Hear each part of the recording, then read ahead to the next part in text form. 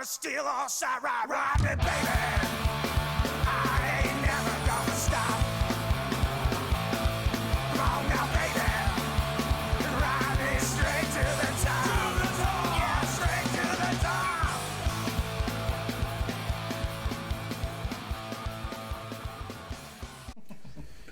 One, two, three. All right. Bad Ideas, Good Stories. Number 14. Number 14. Attack of the Mitch. Attack of Mitch. Yeah. Yes. We got a guest. One Mitchell in. How's it Round going? of applause to Mitchell. Thank you. We got a Mitchell in here. It's only a matter of time before I disappointed everybody, so it might as well be now. Might as well So be now. this episode we've decided is going to be called Good Ideas, Bad Stories instead of Bad Ideas, Good Stories. You can lead off into that if you like real quick. Because part of the reason I'm excited about having Mitchell on today is this is no slight. This is not a shot at you. You are just maybe the worst storyteller I've ever met in my entire life. Renowned. And this is known. This is I'm not making this up. This is a fact. And I enjoy it though. Yeah. And so the problem I'm going to have is usually I've been trying to be more conscious of when you're telling a story to just watch you and just enjoy and like just know like, oh, here it comes. There's the derailment. And so that's going to be my goal for today is just to let this happen. Let it be natural. Yeah, exactly. I want to make it feel natural when we're jibber jabbering back and forth. Jibber jabbering. Yeah, as we do. Before we get too far into it, I don't know if anyone else has done this yet, but I brought a little something for you guys. Oh, Figured, sweet. Oh shit. Bring a little something for your show. Man, What is that's badass. You've been doing the engraving. Yeah, I've been trying to learn it, so I Wow. figured I would piss around for a few minutes and spent a short part of an evening. I spent a baseball game making that. So That is too cool, man. It's good practice for Very me. cool. and What material is that made out of? It's aluminum checker plate. I stole it from work. Oh, no, I love it. you acquired it from Stolen metal. I'm surplus. on board. Well, we got to integrate this into the background. I'll put that against the true crime Very detectives. fucking excited. Well, that's gorgeous, dude. Thank you very much. How long I have you been doing appreciate the scribing like that? How long have you been doing that? It's October of 2017. I started doing it, and Oh, a couple of years, eh? yeah, I don't really fuck with it much in the summer because there's better things to do. But it's a nice winter hobby, and You can get out. yeah, it keeps me active, I guess. You know, my mind active during the winter. So I follow Master Engraver on on Instagram, and then just recently he turned me on to an engraving corner in Facebook. It's an engravers group. Holy shit, you got to see some of the stuff these guys Yeah. knock off, man. We're talking like the sides of guns, like the slides engraved with all kinds of like small filigree and like leaf work. I don't even understand how they do that gold stuff. inlay and everything. How would they do that? They take gold and then they like Yeah, cover it with so- something else and then carve it up. Kind of like similar to some of the stippling, which I learned afterwards. I did wrong. I kind of researched it afterwards, but they'll basically carve it out with a tool, like a Dremel tool or something like that, and they'll just take a piece of gold and hammer it in there, and all the little spots that gold can push into, that's what holds it. It's just hammered in there, and then it's polished afterwards. I thought maybe they had like gold and they covered it with something and they engraved it out. No, yeah, it's a whole piece. If you wanted to put a little chunk in there, you got to carve it out first. Really? Get it all like gritty and porous, and then you hammer it in. Oh, interesting. Okay, just to be clear for those people at home, you're one of the bastards, and bastards are like a customs club. But everybody's kind of got their little thing that they work on. Some guys are welders. Seasick, we may remember from a few. He's a striper. So one of the things that you're starting to do is the engraving, and you can do like custom little parts. Yeah, and that was part of the reason I decided to get into it was because there's guys in the club with a whole ton to offer. And I was, seasick, can you do a paint for me? But, like, there I got wasn't... nothing in exchange. There wasn't, like, yeah. Thank you. I'm a tradesman, but Oh yeah. you don't really side hustle my trade. It's I it's all industrial work. So it's like, yeah, I'm not... I get you to grease my bearing. Yeah, that's about it. Lube my shaft. Bearing greasing. Yeah. And I brought that for you guys, and I figured you could put it on the wall. So Yeah, we'll put it up next to C6 I stuff love right it, here. I dude. think Yeah. this It's will be a too great deadly. place for it. Well, and I what I like about engraving also is like, especially when it's on something gnarly, like a motorcycle or a gun, where you're like, there's some fucking value in this already, and now you're gonna get after it and remove a bunch of material from it.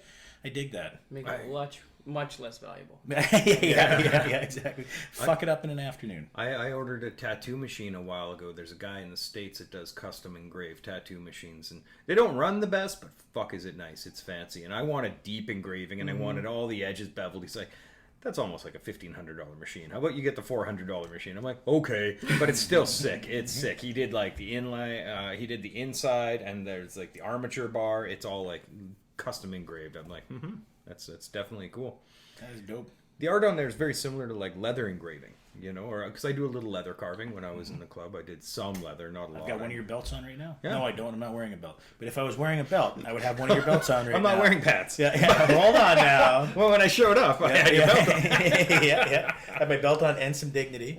Why am I wearing a condom? These are all questions that need answers. We're all on this journey together. We are. So, you guys played in a band together. We did. When did you meet? When did we meet, Mitchell? How old were you? So- you were a child. Yeah, I got this. It was illegal that I was hanging out with Yeah, I got. Well, not quite at the time. You had an age inappropriate relationship. I got this impeccable memory for old shit that don't matter. I remember details from shit from a long time ago. So that was actually. Into the mic, son. We're gonna No, I'm I just think kidding. We're loud. And he's a little I'm already closer. So it makes derailing him. sense. He's Yeah. being a dickhead. Yeah. So we met in, I believe it was April of 2007, Mm-hmm. and that was at the basement. Sure. Yeah, my band at the time had a show opening. I think that show we opened for. I don't know if that was the Living. What the fuck is that band's name? Living with Lions. Mm-hmm. I think that was the show. And That sounds correct. I do we remember were on playing a show with first, them. and you guys were on second as the Sneers, and that was when we first hung out. That was like the worst gig I ever played. All 7 people that were there, but Yeah. Hey, that's a show at the basement. yeah, I mean, think it was the style. Russell at the was time. probably our drummer at the time. Probably, yeah. Yeah. And So was then- there like a breakup thing that happened when you got the new drummer? How did it pan out? No, just Russell wasn't the drummer after a while, and then Mitch was the drummer for a bit, Yeah, you shot me a message on Facebook. and who the fuck else? There was Or what- somebody no, else it who was was in the MySpace. mix. Still Who was MySpace? Who was the third drummer? Colin. No, Colin was the fourth. There was somebody else in the middle there somewhere too. Wow, that's fucked. I can't remember that person. But okay, so just speaking of the band, what makes me laugh, and we were talking about this the other day, is that there's almost no pictures of us as a band that we like took, and then there was like some zine. I don't think it was yours. No, it was. It absolutely Was it that one? It was Punch Yeah. Drunk Scene. Oh, okay. Yeah, and I okay, did so the interview. Pat's magazine, we did a photo shoot for that. Yeah. And you and Chad Koufert were both in all of the pictures. Yeah. And Chad was in the band for, I think, 2 shows. Yeah. like Yeah. just the shortest amount of time. It ended up being the only pictures that ever exist. Yeah, they were just those black and white ones of us in your bed, basically. Yes. Not basically, exactly. Yeah. Exactly in the bed. That's how we get down. See, it's funny. We I played in a few bands. Actually, we played in a band together. Bridge City Bastards. Played a couple gigs. That was fun. But Forgot about that also. yeah. Jesus You could find, Christ, if you look what up is Bridge wrong City with me? Bastards on YouTube, you could see us. Actually, in our intro, Yeah. there's a couple Yeah, like I'm Bridge in the City. intro. Yeah. There's a Playing bunch there. of our buddies in the intro. Jeez, it's Weird. almost like we were in a fraternity together or something. Friends, a bunch of pals palling around. Yeah. But I played in a few bands where it's time to like move on from one member, and they always dumped it on me to tell the guy that's like, this isn't gonna work out. You're the breakup guy? It is the breakup guy. Yeah. They make me be the breakup guy, and I remember we met a drummer, and we're gonna go from one drummer's house to another drummer's house, and all your gear is Clara. I just remembered our other drummer, Clara yeah, Estevez. Yeah, that's right. That's right. Sorry, I'm sorry. I knew there was another one in there. And you know what'd be funny is if she ever heard this, because she'd be like, "You piece of shit!" Like right now, who was the third one? What the fuck? How many Brazilian chick drummers do you guys have in your Yeah. band? Exactly, you forgot about me. Anyways. So yeah, when you break up with the drummer, fucker. Anyways, but yeah, all your gear's at a guy's house around his drum kit because you can't move the drum kit. So we all had to go over and we were picking up some stuff. And he's like, "So what's going on, guys?" And we're like, "When are we gonna jam again?" I'm like, "Yeah, I don't know, man." And my brother's like, "You gotta tell him. You gotta tell him." And I'm like, "Yeah, I think we're just gonna jam with Brett now." You know? and he's like, "Oh, really?" I'm like, "Yeah." And I'm just like, "Oh, Yeah. fuck! It was the grossest feeling ever." It's like literally like breaking up with someone. Yep.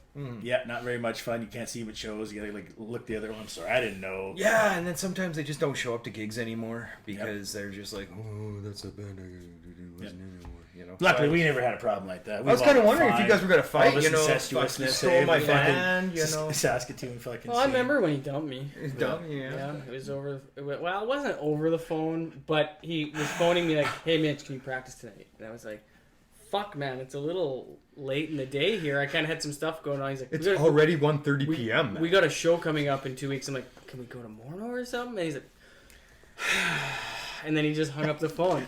And that was kind of it.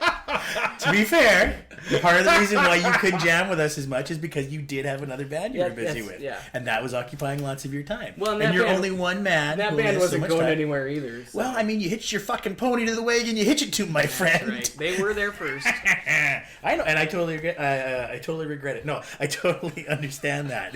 I have never bummed about it at all. I mean, we got to fucking be in other bands. We did that other Misfits cover band together too with Well, that Rich was and what Graham. that eventually turned into the Bridge City Bastards. Oh, really? Yeah, we never Okay. played a show as that band. We practiced- did one show.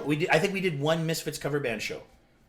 Because we Was it did a a couple Halloween Bridge gig, City or- Bastards show, and I think we only did if one. We did that And it was at Misfits one, Walker's or some fucking I thing. It was don't short remember notice. doing it, But we anyways, may have. we did know a piss pile of Misfits songs. That was quite fun.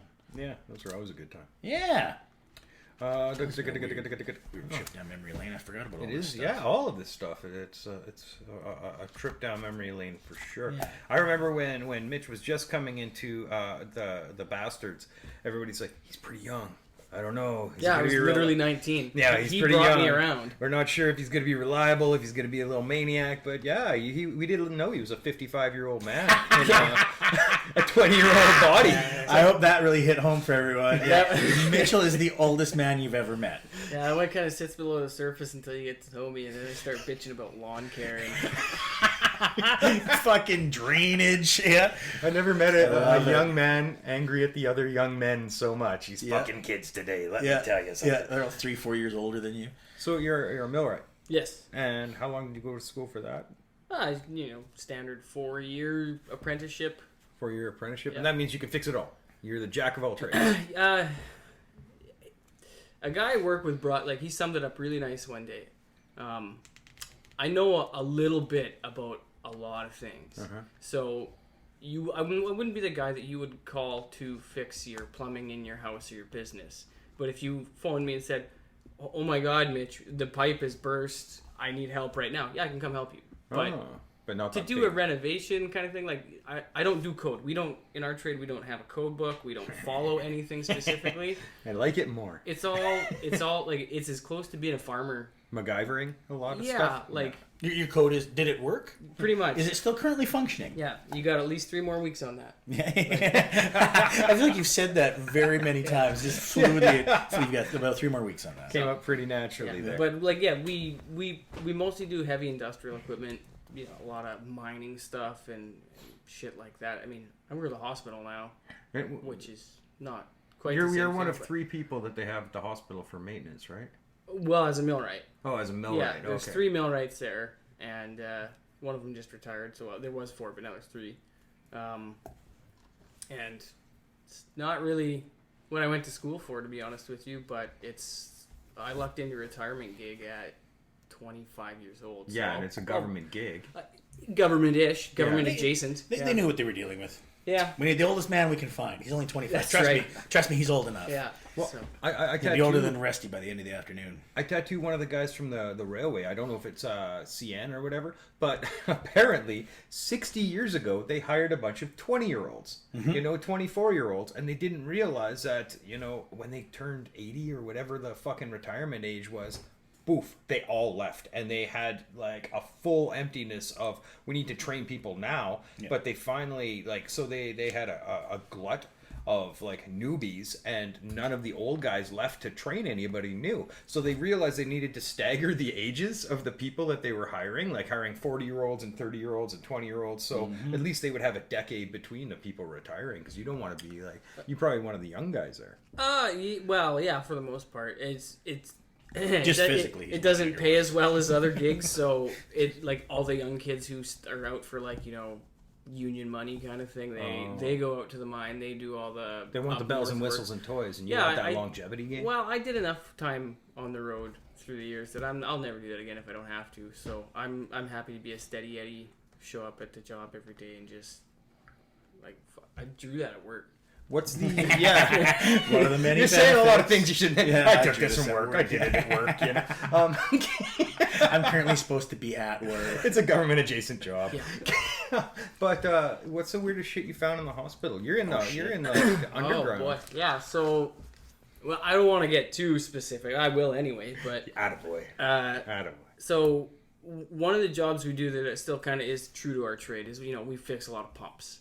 And I guess a lot of people don't realize that you flush the toilet in a building, it's not gone.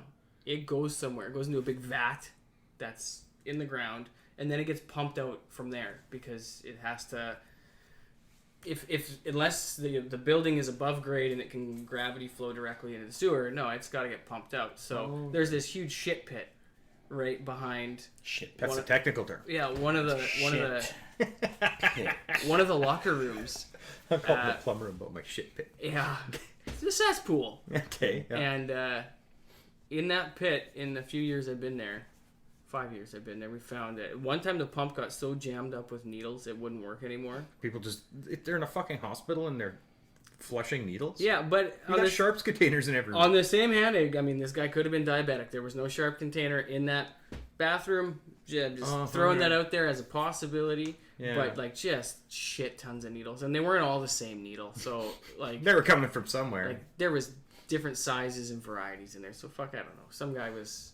That's brutal. Doing his thing. And can you just finger through those, or what do you? Yeah. No, they actually they brought me a pair of leather gloves and a bucket. They're like, don't poke yourself with these. I'm like, no fucking kidding. Jesus, don't poke yourself with the random shit, junky needles. I went into the sterilization department and I was like, what do you guys got for long pliers? And they got me these like fucking giant foreign body, like reaching in there, pulling out some guy's spleen things. That makes a lot more sense. Reaching in the pump with that. It's like 48 needles or something we yanked out of it, and that was just out of the pump. There was more in the pit, so we actually ended up having to phone a hydrovac company to come in and suck the rest of them out. Jesus. In that same pit, 8 months later, fucking Ray, man, this guy's crazy. I'm sure he'll never see this, so I don't mind talking about him, and I don't know his last name either. But Rob, your coworker Rob. No, I don't work with this guy. He worked for the vac truck company, and he comes in. He's used to dealing with shit all the time. That's what he does. He sucks up shit. So whatever, it's nothing to him. But we're sucking out that same shit pit again because now it's routine maintenance. Well, it makes sense. Yeah, you find all those needles in there one time. What are you gonna find next time? Well, I'll tell you what we found next time. We suck out that pit, and he's kind of like, "Hey, come here. What is that?" Poke my head down the hole a little bit, shine a flashlight on it, kind of give him like the. He's like, "I think so." So he's like, "You got a stick or something?" He starts poking around with his fucking stick, trying to get this thing. He's like, "Do you want to grab her?" I'm like, "It's not a geriatric fucking nursing home. We don't have a fucking grabber." So he's like, "Oh, can we take this cover off?" We take the cover off of the pit, and he sticks his arm all the way in there, and the pit's empty now. Oh, we were washing it out. Oh, okay, so. But it's still a shit pit at the end of the day. Yeah. There's still. You don't eat your sandwich off it. No, there's still mung all over the walls. Mung. Fucking Ray, he reaches down there and he's like, "I fucking think I got it." Fucking pulls it out, bare hands it, plops in his other hand. I shit you not, somebody's used butt plug is in the bottom of that fucking pit. Mm-hmm. Yeah. They would travel to the bottom, I guess. At the hospital. Yeah. Well, you know, I'll tell you a story. There we go. Yeah. This is how stories work, folks. Oh, Lord. You start talking shit pits. So, I was friends with benefits with this nice young lady. Very, very upstanding, wonderful person. We got along great, and we played with all kinds of things, including butt plugs, right? We're getting busy, this and that, turnover, this and that, And all of a sudden, I'm like, well, where the fuck did that go? And she's like, I don't know. And I'm like, you feel anything? She's like, no, I didn't feel anything. I'm like, fuck, maybe the dogs ran in and ran away with it. And I'm checking the dogs. I'm like, no. So I guess I'll find it tomorrow or day after, whatever, So we continue. We get busy, stays the night. We get busy in the morning. No big deal. She goes home. 3 hours later, I get a text. Found it. Yeah, it had been in her the whole time. Oh, yeah. Mm-hmm. Yeah. Mm-hmm. So, like you do. Note to self, for those people that use toys, you need to have a plug with a flange for that reason, because anything goes poof straight inside you. Do you ever? No, forget it. And so, no, please do. You see, you can find the X-rays of stuff that doctors find up their ass all the time, like toy cars and like shampoo bottles and like hamsters and all kinds of stuff. You start to get a little suspicious when the same guy comes in for the third time. Yeah. Saying he fell. You get some repeat customers. I fell in the shower. I fell on this Lego set. I don't know this guy. I'm not a nurse or a doctor. I don't see that guy. But fuck, I was going to go somewhere with that. Pay attention, That, folks. that This one, is how it goes. the one we found did have somewhat of a flange. Yeah, on it. they Not should have a huge flange. It's just but safer. And I'm not trying to put anyone down with this. Whatever you're into is what you're into. Was it a large one? No, it was quite small. Like imagine like a like a pocket rocket Okay, yeah. with yeah. a butt plug that slid over it. Oh, yeah, all right. I know what you're talking about. I've seen it on Pink I'm Cherry familiar. since. I know. I'm familiar But this with the concept. bathroom only belongs to the men staff. Okay. Yeah. Men's staff. Yeah. Oh, so Buddy was having a party. Maybe he was like, a sub, and somebody's dom said, "You wear that all day," and then he went to the bathroom and That stuff. yeah, shit happens. I mean, I've Party dropped naked. shit in the urinal before too. You never know. Maybe it was just in his fucking. I've never pocket shit for in a all I know, urinal. but- Well, Well, dropping things and stuff falling out of your ass are two different things, really. I got a butt wrench. It's just a crescent wrench that I keep in my ass pocket, right? Oh. And every time I That's go, what you call it. yeah, every time I go to the Butt bathroom wrench. at work, Jesus because Christ. they give me this shit uniform that's polyester and it'll melt to me, so I don't wear it. So I bring my own shit in. And it's all hand-me-down pants from when I was younger.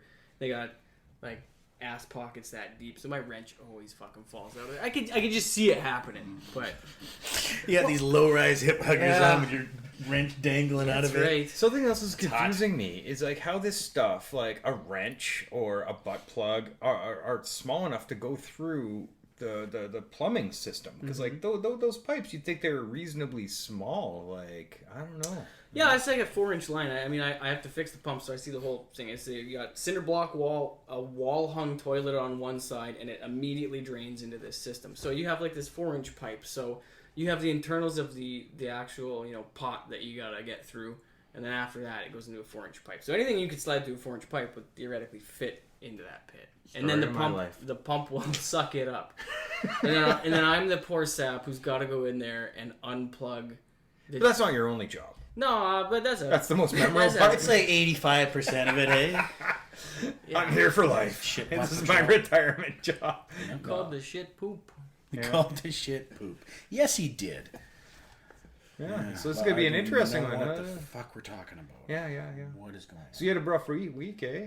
Tonight. This is a wild. This Very one's annoyed. sponsored by Wild Turkey. Excellent. Yeah. Some people are Gobble, gobble. gobble fucking gobble, motherfucker. Yeah. Some people are drowning their sorrows, their weekly sorrows here. Yeah. I've got Red Bull, so I'm doing the opposite. I was just like, mostly getting annoyed, red. and I didn't want to be annoying while I'm here that I'm annoyed. So I was like, well, I mean, if I make Russ know and Mitch know, have some fucking turkey with me, then I guess we're gonna be fine, right? Right? Drink this. You know me well enough to know that's my. I MSC. shut down there. Okay, well, We're good for now. So what has pissed you off lately? you'll plug in the jug. Okay, here's one right now. Coming at you. Coming Some sort at of ya. fucking robo text message from the Saskatchewan party the other day, Oh, yeah. asking me if I'm going to vote for Premier Scott Moe. Yes or no? Please respond. Yeah, how do they get our And numbers? that was my exact fucking question, because I'm not getting them from anybody else's political fucking party, and it's clearly a robocall style fucking unit, because they just given generic responses as Yeah, as answers soon as that you say other whatever. people I've talked to have got the exact same Yeah. thing. So I even phoned the number and fucking rights, man. Well, because I think that's a huge breach of privacy. If they're using our information that you get because you're in the government, you have my information, Yeah. then you're using it to do your own private polling, so you can decide which districts you need to put more money into to make sure you get more of the vote. How the fuck is that fair to anybody else who's involved in the political system at all? And how the fuck is that legal? Yeah. And I didn't give it to him. I guarantee. There's no fucking way the Saskatchewan party got a hold of me and was like, hey, can we get your number and give you a shout every once in a while? So they got that information somewhere. Yeah. And you can't argue that that is some sort of governing tactic to fucking poll the people to find out if current dear leader is going to still be the dear leader after the next election. I've been seeing lots of screenshots online of people that are like, apparently if you say yes, they ask you for your email and There your we go. address and or your postal code and your That's what I'm saying. And you could put whatever you want in there. Yep. You could just say, I'm from a different neighborhood. Like Yep. say it's all in the hood. Yeah.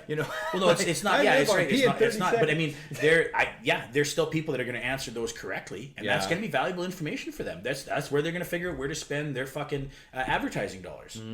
Well, and I mean, as far as I see any of that, it's already a waste of all of our money, because it's the SAS party isn't the people making the robocalls, it's Incitrix. Or whatever other telemarketing Yep. brand Whoever you're the fuck familiar they're with. paying for it. Yeah, Yep. those are the people who do the legwork. Yeah. there. They're No, just yeah, getting for paid sure, to do their right? Jobs. Well, I don't think that's a telemarketing thing. That's like straight up computer. Totally, but they've been, their program has been leased out to the SAS Party. They're on the list now to make those phone calls. There's no way the SAS Party's got some private supercomputer that they run selectively and exclusively. But they currently run the government and would have all of our private information easily accessible. Yeah, as far as how they're getting the text messages out, sure, it could be out by somebody else. Yeah. But how are they buying our information from a third party?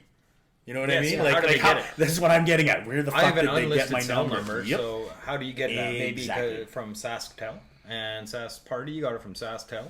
Or how about Sask Health, where they would have to have your actual real information, which the government would have access to because it's Sask Health. That's what I'm saying. That's what I would like to know. Because I don't think that that's how it should fucking operate, and I don't think it's fair for any other political party if they're doing that. Well, I'll let you know when they, when and if they get a hold of me, because I'll send them a whole thread full of what the fuck is wrong with you guys. Excellent. Yeah, lean into him with that old man right energy. now, because I am a healthcare worker, technically, like we're in a union battle with them for not making a fair contract with us. And if they were to ask for, will you be voting for the SAS Party? I'd be like, yeah, when you decide to make a fair and equitable. Sorry, let's also make sure that everyone knows that this would be the first time that Scott Moe would be voted in premier if he was voted in. Motherfucker was appointed after the other dickhead ran away because he doesn't want to be around when the shit finally hits the fan from what they've been doing. He left Dum-Dum. Nobody's ever voted Scott Moe in his premier. They voted him in as the representative for his fucking area. He's still interim. Where he also killed a woman while behind the wheel one time and had a history of drunk driving. I'm putting it all out there, Mo. I'm coming for you. You should have got the camera. Yeah. No, I wanted to make sure we went into the... Yeah, you're right. You know what? Mo, you and me. No, and this is all fucking... This is all public knowledge. Our current... The most hillbilly of provinces has a premier who definitely killed somebody while fucking behind the wheel, and because it was in where he was the current representative, somehow he didn't have any charges. Even though he had a history of drunk driving. Holy. Although he wasn't drunk that day for some reason when he blew through the yield sign and hit somebody on the highway. But he's a good Christian. Did he pray it away? Go Riders. Did he? Go Riders, go! So moving on, I don't want to talk about that anymore because I think, well, unless you guys got more to add to that, but I don't know what else to say. I think it's bullshit, and I hope I phoned them and left a message like, well, we'll get back to you in 3 business days. So Thursday morning, I don't have a call back. Fucking, I'm gonna be giving them a ring a ding ding again. And, on the door. I would like to know. I would like to know. You represent me. You work for me. They're supposed to be working for our best interest as the public, not for their own personal fucking interest and to line the pockets of their friends and pals. So be fucking accountable. And that's all I want. A little bit of accountability. Anyways, let's move along here. So the next thing I had on my list here was Mitch. So you're a big proponent of the Annunaki. Oh Lord, the Anunnaki theory. I feel like you've been a strong representative of that community for a while. Would you like me to really get into it? Yeah, let's get into Let's it. talk about the gold. Okay, I'll be That's right all back. I know. We can keep that dog down here. No, no we issue can't with keep that. that dog Are you down. kidding me? Come on. Hey, claims to love dogs. Look at how anti-dog he's being right now. So what's his name, like Xenu or something? Like I don't know that much about the Anunnaki. Oh, I thought this was your world we were entering into. Oh no! We were designed to dig for gold. Here we Okay, go. I've heard this rumor. I've heard this hypothesis, this theory, or I don't know which it is. I think a theory needs to have some proof behind it, and a hypothesis doesn't need proof. So let's go with the hypothesis. That the Sumerian myth is that we were a slave race to extract gold from water. Oh, you haven't heard that one? You tell me. Okay, this is I don't the know one what that- he's on about. I don't know. Well, what really are you talking that about? much about Mitch is the one. alien Mitch is the one who's the conspiracies. authority on it. Yeah, pretty defensive for someone who knows Aliens. nothing about it. Pretty defensive. aliens. Yeah. Okay, so Anunnaki in the Sumerian mythology were one of the hierarchies of gods. There was the Agigi and the Anunnaki, and there was a few different ones. And the story is that the gods had a hierarchy, and there was a slave race of gods that was meant to work for the first gods. But then there was a revolt, also that mirrored in the revolt in heaven, you know. Sure. And the one hierarchy of slave gods revolted against the Lord gods.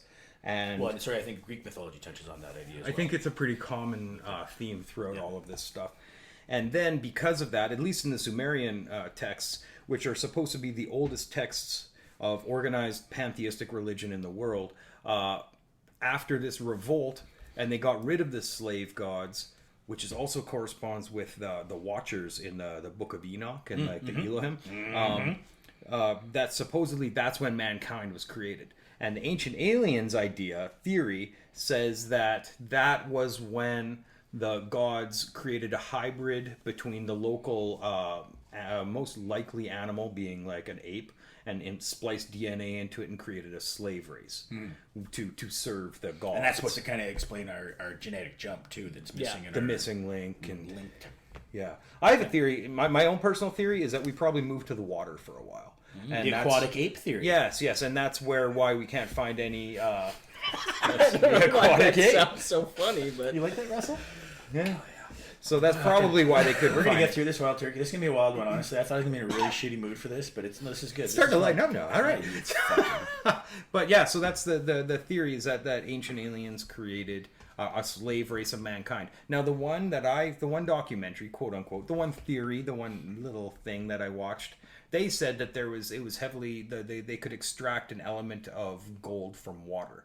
And they had these huge manufacturing plants, and that's why the old mythology's water was so important, because it was like a big Wow. Which that ties into a bunch if you of other think shit, about too. it, let's go there. Modern, more modern religions and Technology? shit. No, like religion, like just the age of Aquarius and all that crap. Water played a big role in in lots of ancient shit. It was like how they would move things around and in aqueducts and stuff that we don't use anymore, but it was very advanced even for our time. Yeah. They're still using some of those. You know what I mean though, right? But that's even Atlantis. That's the idea with that. Was that it was an aquatic city as well that was wiped out after or that it was a spaceship that was in the water, and when she got too crazy it fucked off. But yeah, the idea of the aquatic ape, they say that part of the theory behind that is how we prune, for example. We got webs. Exactly. Yeah. We're the only mammal with a layer of blubber. There you go. Or not mammal, the only primate with a layer of blubber, like a whale. Like a beluga. Yeah, we have webbed between our fingers. There's webbing. All of our hair is streamlined versus all of it growing haphazard like in other primates. Some of us a little more. You might have something to say about that. Yeah. Some of us are a little more aquatic than others, I guess. Yeah. But those are like the I guess biological factors that lend themselves to supporting an aquatic ape, and the fact that they can't find any of the remains for this missing link would be the ocean. If it was in the ocean, yeah, absolutely. the ocean. Just if that's where if you lived on, if you had your structures on beaches and then you fucking primarily lived and fished and hunted or whatever in the ocean, yeah, for sure there's a better chance that it would be gone. They're looking for some goddamn ape. They should be looking for big fin. We gotta be looking for that big fin. Yeah, it's all like scaled and like looking over its shoulder. Hey. Dolphins are pretty fucking smart. That'd be a pretty Octopus great is tattoo, also by the quite way. a trip. I'm pretty much into those. Oh yeah, I like talking about those shits as aliens as far as I'm concerned. Absolutely. I watched this. This was a documentary on aliens, and the guy's theory was the Greys as we know them are a figment of our imagination. They couldn't be from another planet, because any animal with 2 eyes and 2 arms, 2 legs, 2 ears, the symmetry, the spinal, the bipod, the nipples, well, even 4 legs, if they've got a spinal cord and a tail and a brain like we have, they all descend from the same common biological ancestor. Sure. That's just how it works biologically, like we come from a family tree with this specific thing. Now, if people were seeing aliens that look like crustaceans, that might be a different story, or jellyfish things floating in the air, because we don't share a common. Also alien. Well, very possible, right? Well, so if you see a gray and somebody's walking like, oh, I'm an alien. Well, fuck, are you like from the future, or like? That's one of the theories. Yeah. That's one of the theories. Or that's even exactly just what greys interdimensional. are. Exactly, but it's still us, but more advanced than some. Coming from a different version. Yeah. But like we would have to have shared a common biological ancestor for that to be, that thing. Octopus. What do they got? Like how many brains? I think they have a brain for every limb. Isn't that it? Does that sound right? I don't know. I know 3 was something with them. Oh, They had okay. 3 hearts or 3 brains or some fucking thing, and They could fit through like little tiny holes. I just saw this one thing where a guy he had an octopus in a tank, and he gave it a whole bunch of shrimp, and he went to work on his desk, and he's sitting there, and all of a sudden a rotten shrimp lands on his desk because the octopus apparently either brought it to him or threw it at him. Yeah. It's like, you gave me a bad one. It could have escaped the tank at any time and just decided to say, take this back. You fed me the wrong thing. yeah, I'm here for the shrimp. Yeah. So that's really weird. Interesting. Hey. Well, and their camp. Sorry, you go ahead. I can't even jump into It's their genetic structure really doesn't resemble anything else from the anything else in the aquatic environment that they would have come from, and this is not backed up by much, but from what I have a theory. from some of the reading I have done, there's some supporting evidence to suggest that they came on some asteroid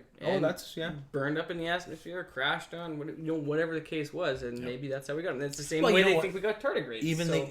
Just even to say you started with some fucking little tiny creature that's what that became. And it evolved from a foreign. Like you're saying, we don't have that same common ancestor. You know about the water bears? No, I don't know. Tardigrades are little microscopic fuckers. So far, the only life we have discovered that can survive in the vacuum of space for any amount of time. It's like 10 days or some shit like that. Are they the dudes that live at the bottom of the sea? They're pretty really deep far? down. Yeah. The pressure doesn't bother them. Sulfur vents. They're one of four non-human creatures that we've intentionally sent out into space for research. Fuck. People Along think with chimps and dogs. We like to play God so much. Fuck those guys. Okay. Tardigrades. Yeah, I think there's some on Mars right now, or the moon maybe. Yeah, that's smart. It seems like something Elon would do. Yeah, right? Why not? Let's just introduce let's like the invasive goats of Galapagos species. Island, right? What's the worst that could happen? Yeah. Can you imagine if these were enormous? Well, we're going to find out, folks. Give it a few years. Once we get with there. just a little nuclear fallout. Yeah.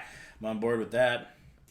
They also say that spores can travel through space. Into one of the spheres. They've tracked them all the way into Tropo, Astro, whichever sphere of our atmosphere. They've found them that high up. What, spores? Spores, yeah. See, and that's one of the theories that Terence McKenna put forward and a few other authors, that they believe that mushrooms come to this, or fungus come to this planet. They propagate themselves, and they actually aid the evolution of humanity. And it's funny, the Aztecs, when the colonists came to, Mesoamerica, and they said, well, what's this sacred fungus that you eat? And they say, it's the flesh of the gods. And they're like, no, we kill you. That's done now. There's no eating the flesh of the gods. We don't do that. We worship them. We hoard gold for them. We don't eat them. Well, and that's, what was it? My partner was talking about it, where the theory is that there's a possibility that the fungus themselves, especially the psilocybin or like the psychoactive mushrooms, potentially are an intelligence themselves. And they are propagating and communicating with us through the consumption, and they travel planet to planet to planet because an asteroid hits or something, or something breaks off and it goes somewhere else, and that spore grows. Well, and they could very well, that could be what civilization comes from. If you find things that ingest it that have that ability to then have that world open, where all of a sudden they eat these psychedelics, and then all of a sudden they have a different perspective, and then some sort of society eventually forms out of that, where they were kind of stagnant until then. That totally fucking makes sense. So that's like a Kickstarter. And it's interesting too, you say about the communication, because they say like fungus, they do communicate amongst themselves. And they can send shit back and forth and send nutrients to places that are deficient, so the rest of it grows better. And excuse me, if that's the case, if it is communicating, then it's like, well, you just have to figure out how to communicate with it then, right? Like rocks don't really seem to communicate. So you can't really in a way that out. We can pick up what they're saying or doing, right? But you can figure out like bird calls, what the fuck that means, or wolf noises, and I mean, if you can figure out what the fuck a mushroom's saying to another one, all of a sudden there's definitely, You're getting awful close to Starship Troopers right here. Oh, also a classic flick. I like that one. See, it's a lot of frontal. Okay, man, you guys are just writing down a whole bunch of stuff to talk about here. Okay, Was so it I the want frontal? full frontal. So Terence McKenna talks about how one of like the big things about the psilocybin trip is that it breaks down your fears of arbitrary limitations, right? So if we're a primal people, and I'm afraid you're going to kill me and you're going to kill my family, and I'm afraid of you, and then all of a sudden we eat this mushroom, and all of a sudden we're all bros, and then that fear gets broken down, and tribes meet tribes, and they understand the oneness of each other, and that like Terence McKenna's idea is that of course, he's a bit of a far-reaching thing. He's almost convinced that psilocybin and psychoactive plants helped develop society as we know it. That we wouldn't have overcome a lot of our more animalistic state if we didn't come in contact with these things that opened up our potential, either for art, creativity, Yes. when we That's talk what changes about perspective. Yes. like the flesh of the gods Yeah. is giving us information that's outside of our normal realm of experience, right? So like those medicine plants were very common in shamanic societies, right? I don't want to shit on your theory here or That's his good. theory at all, but I mean, I've had my ass beat more times taking mushrooms than any other time in my life. Well, you're an old soul, though, Mitch. You probably have a lot of shit you got to work through. Alcans happened under the influence? Yeah, I can't blame it all on the. How do you say it? Alcans? No, psilocybin. Psilocybin. I've read it a bunch of times. Don't know how to say it. Yeah, Psilocybin. Yeah, more than a few times now. I've either got aggressive, or got my ass beat, or been told, "Stop, Mitch, you're being a little too extra," or "Go get the Hulk hands." So all of these have to do with Mitch Alcans. getting more aggressive. Well, generally there's Settle down, Mitch. there- Or I've been told I was aggressive, Yeah. or I got Hulk hands, or or got my ass beat. Have you learned what the mushrooms been trying to tell you yet, And Mitch? the issue is that there's always alcohol involved, and definitely fatigue. Those are a bad combo for vegans. Sleepy, drunk, and on mushrooms. Yeah. well, you know what? You're gonna get soft. You know, You're gonna get you make me want to retch. So yeah, I don't know. I think they're polar opposite worlds. When you talk about the effect of alcohol on consciousness versus psychedelics on consciousness, people like to smash everything together and just see what comes out the other side.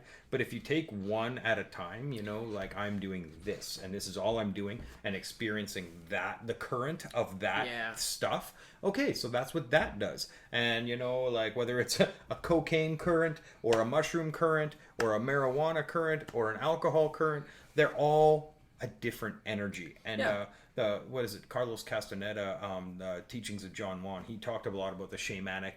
He went to, I think it was the Hopi Indians down in the southern states, Northern California area, and these elders told him, oh, don't fuck with peyote. If you're doing peyote, she's a jealous mistress and she doesn't tolerate you cheating on her with anybody else. So you don't smoke weed on peyote because she'll fuck you up. And they looked at her as like a personality, like that's this personality. So when you do like alcohol with mushrooms, maybe you're blending two personalities that aren't supposed to blend. You could be feeding two different sides of yourself. Yeah. And they're like, no, I'm the fucking one that's important right now. They jostle up for that power. And then they make you physically pay for it through vomit and tears. Yeah. bruises and repercussions of your behavior. I mean, the other night, we just were casually having drinks with your brother and everybody, and I went home and I dosed myself a little bit just to, it was Saturday. Why not? I got a bag at home. Why not? And that was the chillest I've been on it. Didn't take too many. Just relaxed and got a little funny in the legs and watched some YouTube for a bit. And I can't do it. Got a little funny in the I can't watch any like even just on the microdosing, let alone fucking a real dose or a hero dose. I can't watch TV. I can't watch actors. I have to be in reality. I have to be around trees or having conversations with people, but like I can't be watching that artificial stuff. truth be told, I was watching people play video games just because it was 2 a.m, and that seemed like a great Twitched thing it to up. do at the time. Yeah. one of the best watching something on mushrooms experience I ever had was watching the movie The Life of Pi. Oh, that would be okay. Yeah. Yes, That was a transformative experience. Like visually, it was stunning, and then the story and the being so into it. Well, because I was on mushrooms, so I'm just like in this world. And then when you have that realization at the end of the movie, and you're like, "Oh fuck, that was his fucking mom," you're like, "Wait a minute, what story did you just tell me?" Yeah, it was pretty magical, actually. I watched The Life of Pi on the plane back from Tokyo after my nervous breakdown, getting out of jail, coming home, still putting my brain back together, and the author or the writer's from Saskatoon. Yes, he is. And I'm like, so this is a lot of synchronicity here, where like this character had this mythological experience or formulated a mythological experience around a very terrifying and That's a horrible fucking story if it's not a tiger and a monkey and shit. Yes, 100%. Yes, You're like, exactly. fuck this. So yeah, The Life of Pi is a very, very phenomenal, movie. I understand the books even better. Of course, they usually are, but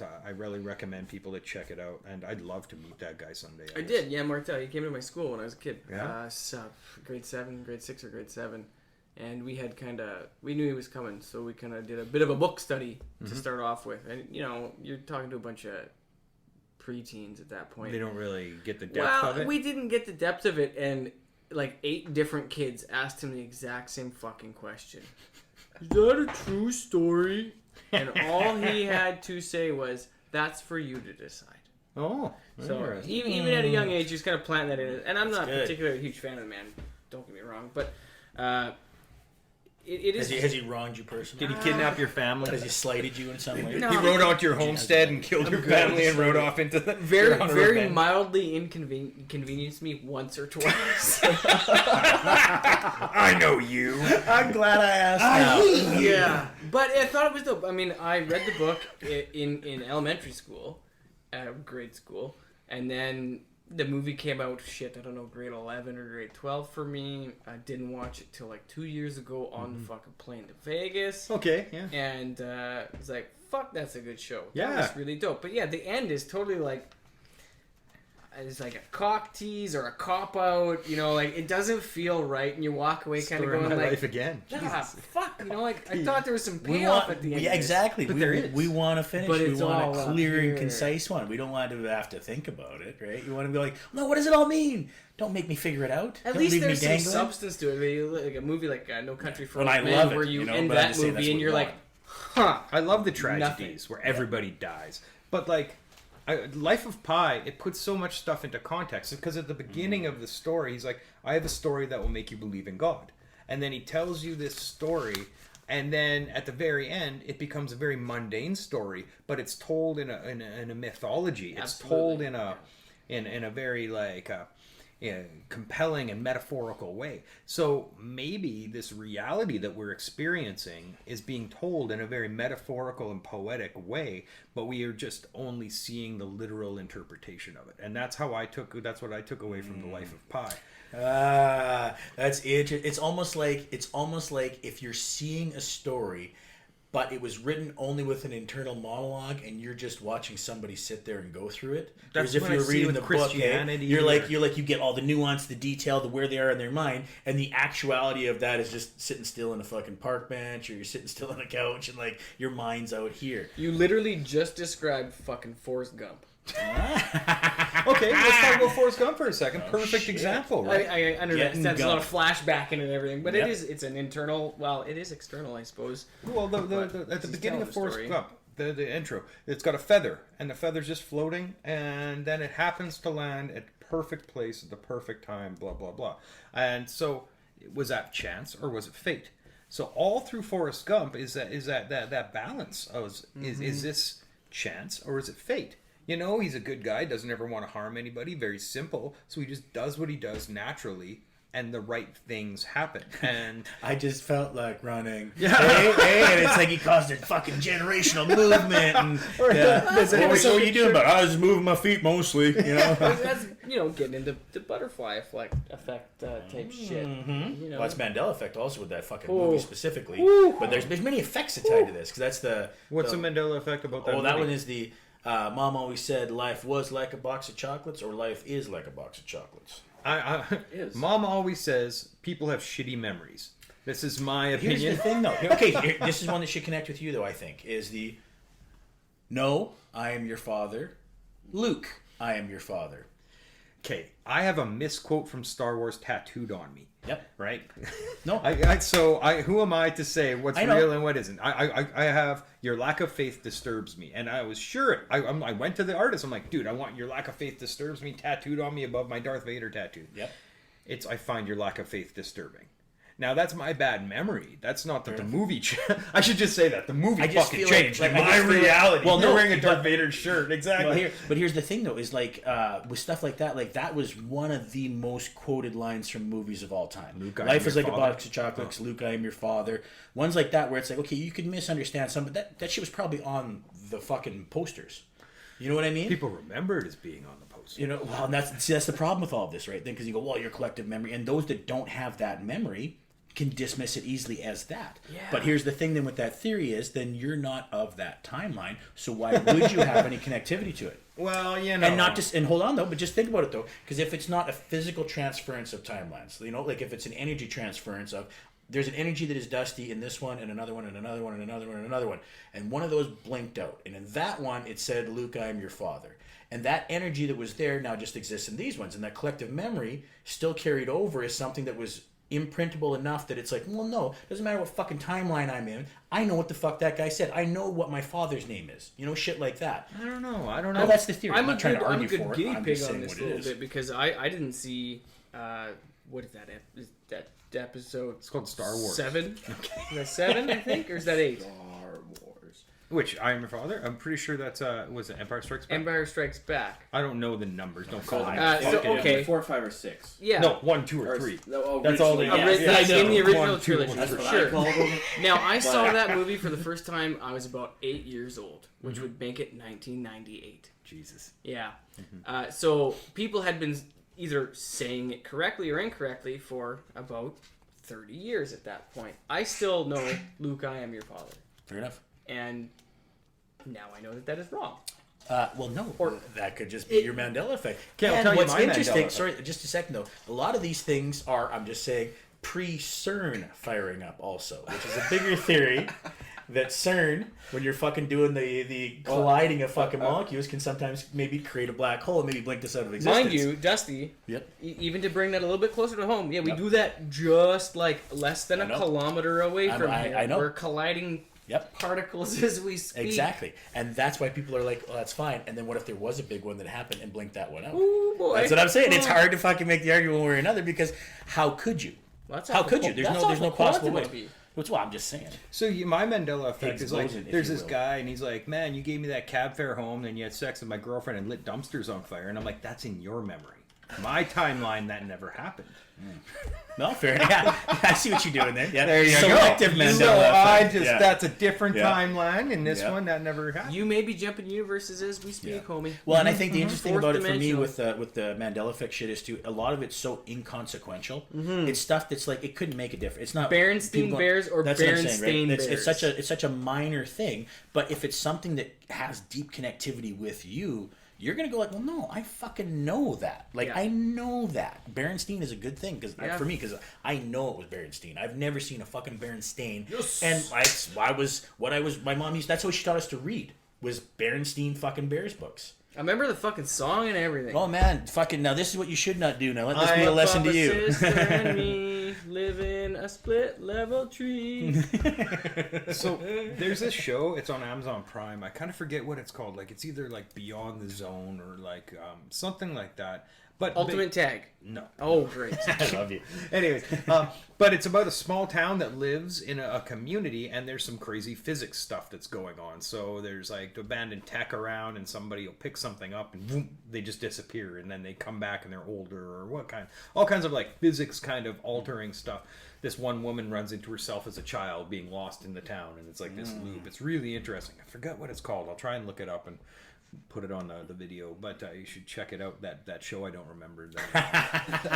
Well, it was just reminding me of Castle Rock, which was that Stephen King one that tied a bunch of different Stephen King stories a little bit together and told a narrative, and there was some of that going on, some jumping of timelines and finding yourself as a child and all that kind of shit, and it was very fucking entertaining.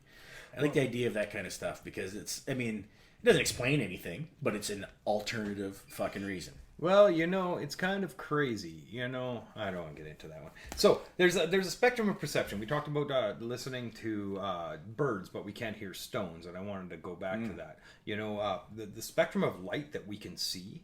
We can't see radio waves. We can't see ultraviolet light. There's a very thin spectrum of light that our eyes can register of the real things that are happening around us. Like, Because we're weak. yeah, well, we're weak as animals. We have not evolved. So if this was minus 40, you could see my breath. You fart. I love the what is it, ultraviolet videos where Not somebody true, farts. by the way. Those are always fake. Oh really? Yeah. It's still funny. I don't Because care. cameras don't pick up. In my timeline, they're fucking real. Anyways, cameras don't pick up what?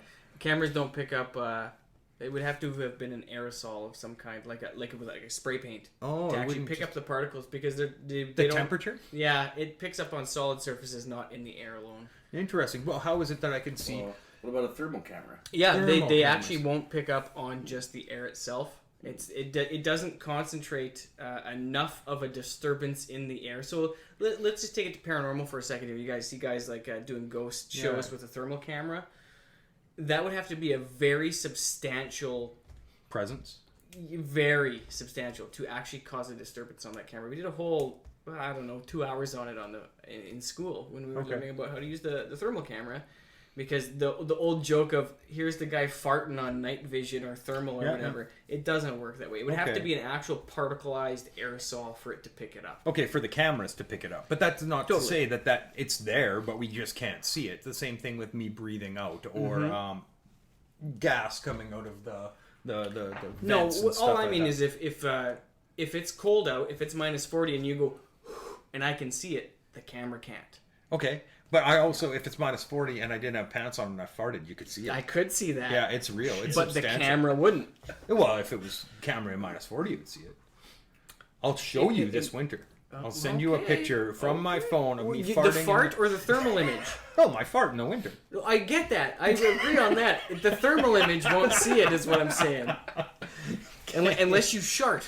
So, yeah. You guys want to talk about shit tanks again? What we were talking about earlier? Okay, so our Shit spectrum tank? of perception. Our spectrum of perception is very, very limited. Now, something with a wider spectrum of perception would have a wider spectrum of understanding what's actually happening around us. Like, same thing with what we hear. We can't hear radio waves. We can't hear, lower frequencies, but dogs can hear them. Other animals, they've got a much wider range of perception. And I guess than everything us. does have a vibrational frequency. So Yeah, if, and we can if sometimes- our ears were more finely tuned, we could hear rocks. I guess. If amplified or enough, maybe. we can feel them. Well, but- that's what I and wonder. not hear them. But. I wonder about that, like these old school, like Taoist, like meditation guys. They're very big on believing that, like, you can tweak your intuition to be sensitive enough to understand how animals are. Whether they need space or if they want to come close and stuff like that. The Taoists, they believed once upon a time that all the animals kind of interacted through a sense of telepathy. For lack of a better word, not like, ooh, we're talking with our brains, but they could sense each other, right? And that's why cats and things had to be so stealthy, because there was a hyper level of intuition attached with that. And it really makes me wonder if that's that spectrum of perception that we're limited to as naked monkeys living in boxes, We've all felt that when like someone enters a room and you don't hear them or see them, but you feel them. Yeah. Or someone's looking at you from across the room and you're like, what the fuck? And you got to look and you make eye contact. I think that's that same thing. It's just probably more finely tuned if you lived in an animal world where that's all you did was try to be in tune for things. Well, if you that ever would walk up fucking to eat a you. bunch of people that are on mushrooms and you suddenly know the vibe changes, and you're like, for sure. ooh, this is different. They're getting a contact high, or something's different about that. Or a extremely like freaked out psychotic, or somebody who's like frazzled. It's like there's just something vibing different about that individual, and I think that's something we ignore a lot. That if we paid attention to, maybe it develops. And this is probably not part of our primate brain to understand or be able to control this, but I feel like there is people in our world that I've met that can, like, I can blast you with some vibes. Like, the whole, like, the feeling of that someone's watching you. Yeah. Some people can probably shut it off, and other people can be like, I could come up behind you and be like, and, and you'd be like, Mitch is here. Is he talking cheeseburger? Like that kind of thing. There's probably people that are more in tune with that, and that's just my look on it, but there's probably people that are more in tune with that kind of energy than other people are. When I was doing the martial arts big time, when I got into the Filipino martial arts, the first guys I was training with were also ninjas. I don't really...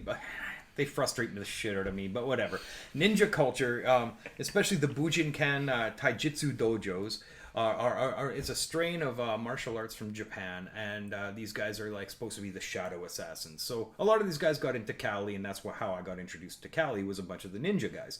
So, but these guys, they said when they have to get their degrees, like the upper degrees and their black belts, one of the tests they had to do is they had to go to Japan and train with Hatsuri, I think that's his name, the head honcho in the Bujinkan system. And he would sit behind you with a bokken, which is a wooden sword. And he would intently, like, push a killing energy towards you in silence and swing the sword, and you either got hit or you rolled out of the way, because you had to sense when he was fucking pushing that energy into you, right? And if you didn't have the sensitivity, you had to keep training and come back till you could do it. And it really makes me wonder about that stuff, like our spectrum of perception and how limited it is. So when you talk about, I can hear the birds, but what do the birds hear from each other? You know what I mean? Or gophers or any of that other stuff. You can even go back a couple hundred years, even just to the root of lunatic, right? That all Luna, moon, lunatic. That you're crazy because the moon. And as my understanding is, it was always women who were lunatics, and they were always admitted, and they were always given the OG dildo or vibrator. That was how you cured it back then. And that was where crazy lunatic came from. Take names. So when you hear nurses these days going on about full moon on the ER or the psych ward or whatever, It's a thing. it comes back from a time where there obviously was a trend of some kind, and it could be gravity, it could be whatever kind of It's just celestial brighter out, energy so that's people out are there. outside. Totally, whatever. Could be something. Yeah. And it spawned from some kind of light energy or Well, the paramedics I know, they swear that when or same thing with the police, when it's a full moon, things get weird, things get funky. People start acting differently for one reason or another. And aside from attracting bears, I hear that the moon also, it interrupts women's cycles are based off of a lunar cycle, right? Besides and I've heard a attracting few bears. theories about that too. I mean, I'm not a scientist. I Neither don't am know I. how it works, but I heard that back in the caveman days, we used to kick them out for 1 week at a To the time, unclean and that's hut. why they did it all at the same time. That's why cycles mesh, just because the safety in numbers was to exit the old cave that was in a group. the root of Saturday's boys' night. Yeah. Yeah, it's football. Yeah, exactly. Go to the unclean hut for the 5 to 7 days, and Flintstone your way down to the bowling alley. That's go right. kill each other. I don't know. I've had relationships with people that get furious for 5 to 7 days of the month. It's a vicious, unpleasant I've experience. only had one that was really bad, Yeah. and the rest of them have been Ladies that we good. all respect. That's what they've all been. They've all been ladies we respect. That's Well, Love, respect, fear a little bit. And I'm lucky now.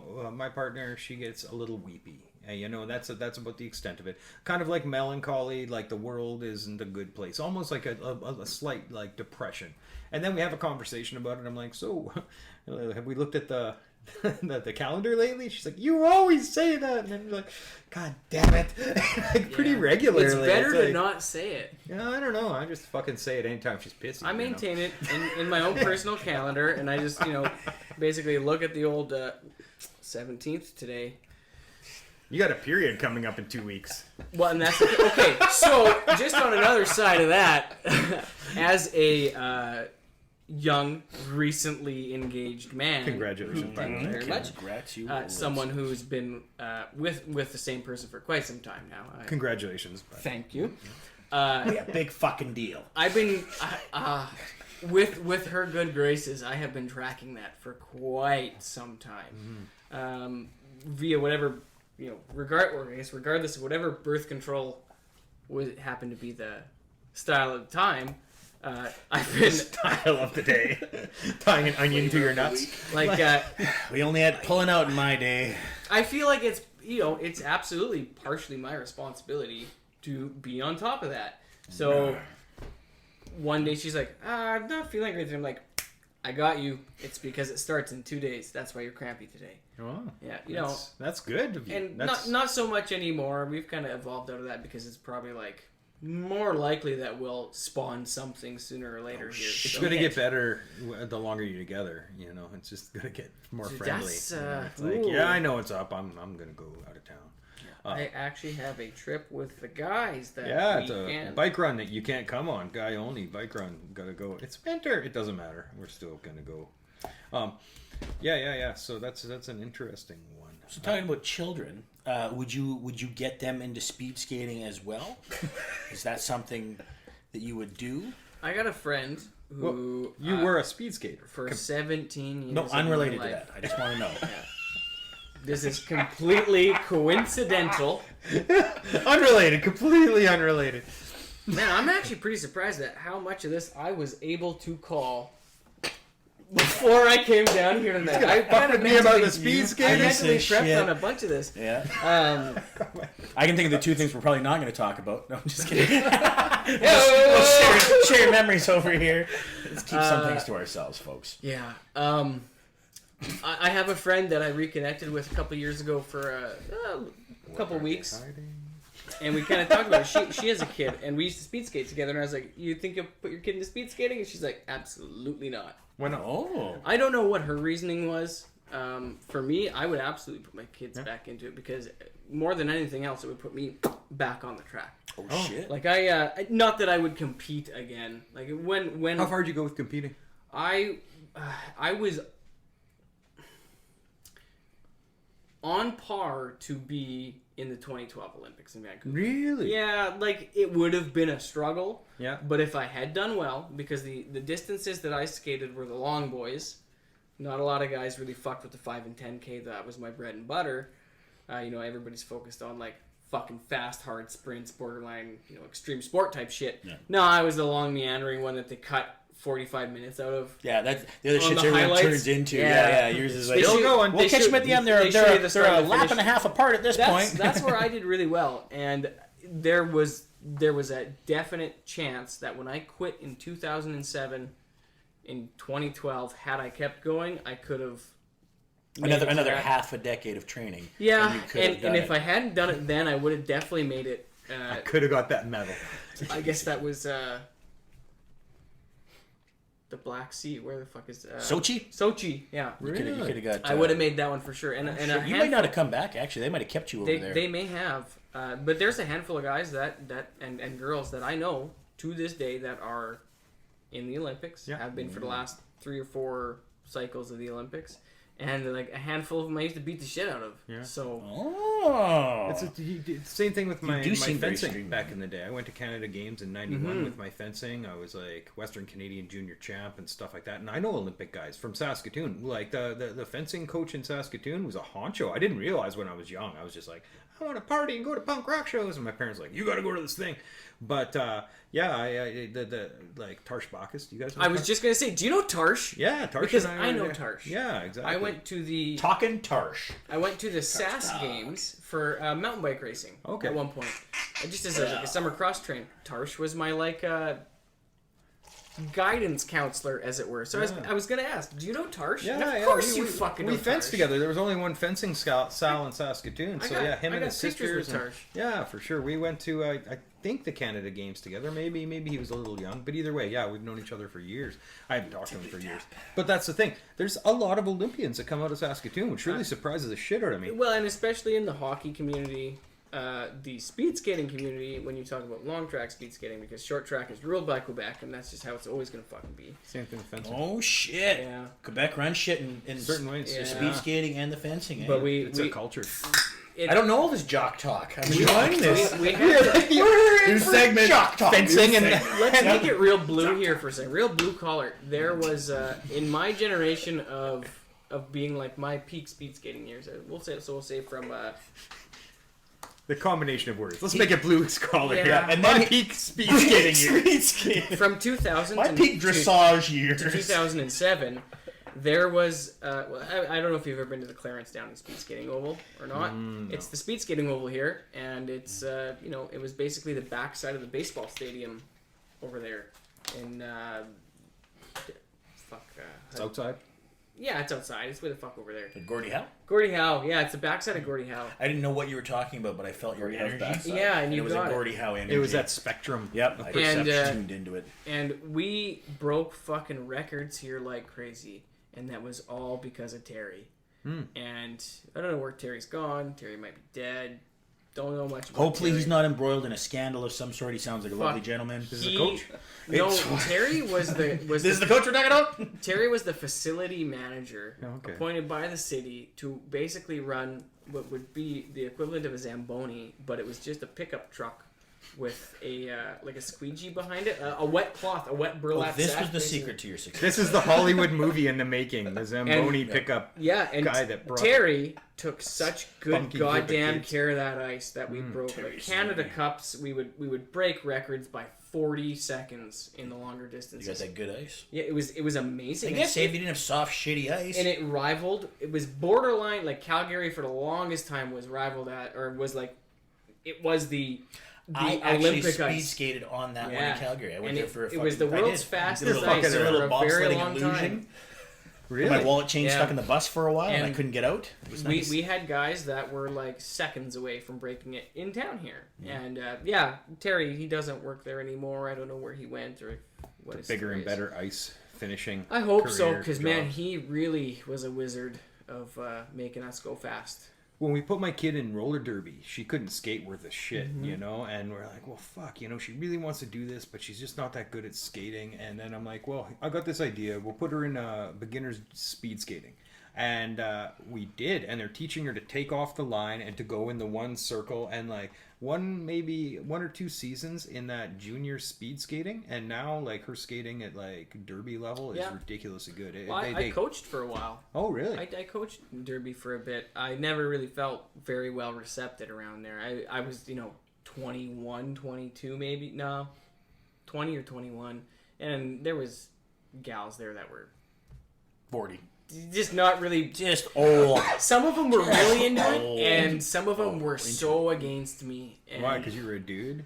a dude, young, partially at the time, being like, oh, Working with kids? well, no, no, this was all Well, this was you- all older ladies. You would have come from a sport background. Yeah, and a lot totally. of them were there for a bit of a fashion show and some fun. But totally, I was also 20 years old, young, full of hormones. Mitch being like, Oh, shit. "All right, Sexier well, than all let's of them." just see what's available out here." And, Oh yeah, they got like 19-year-old and I'm- daughters, 18-year-old daughters.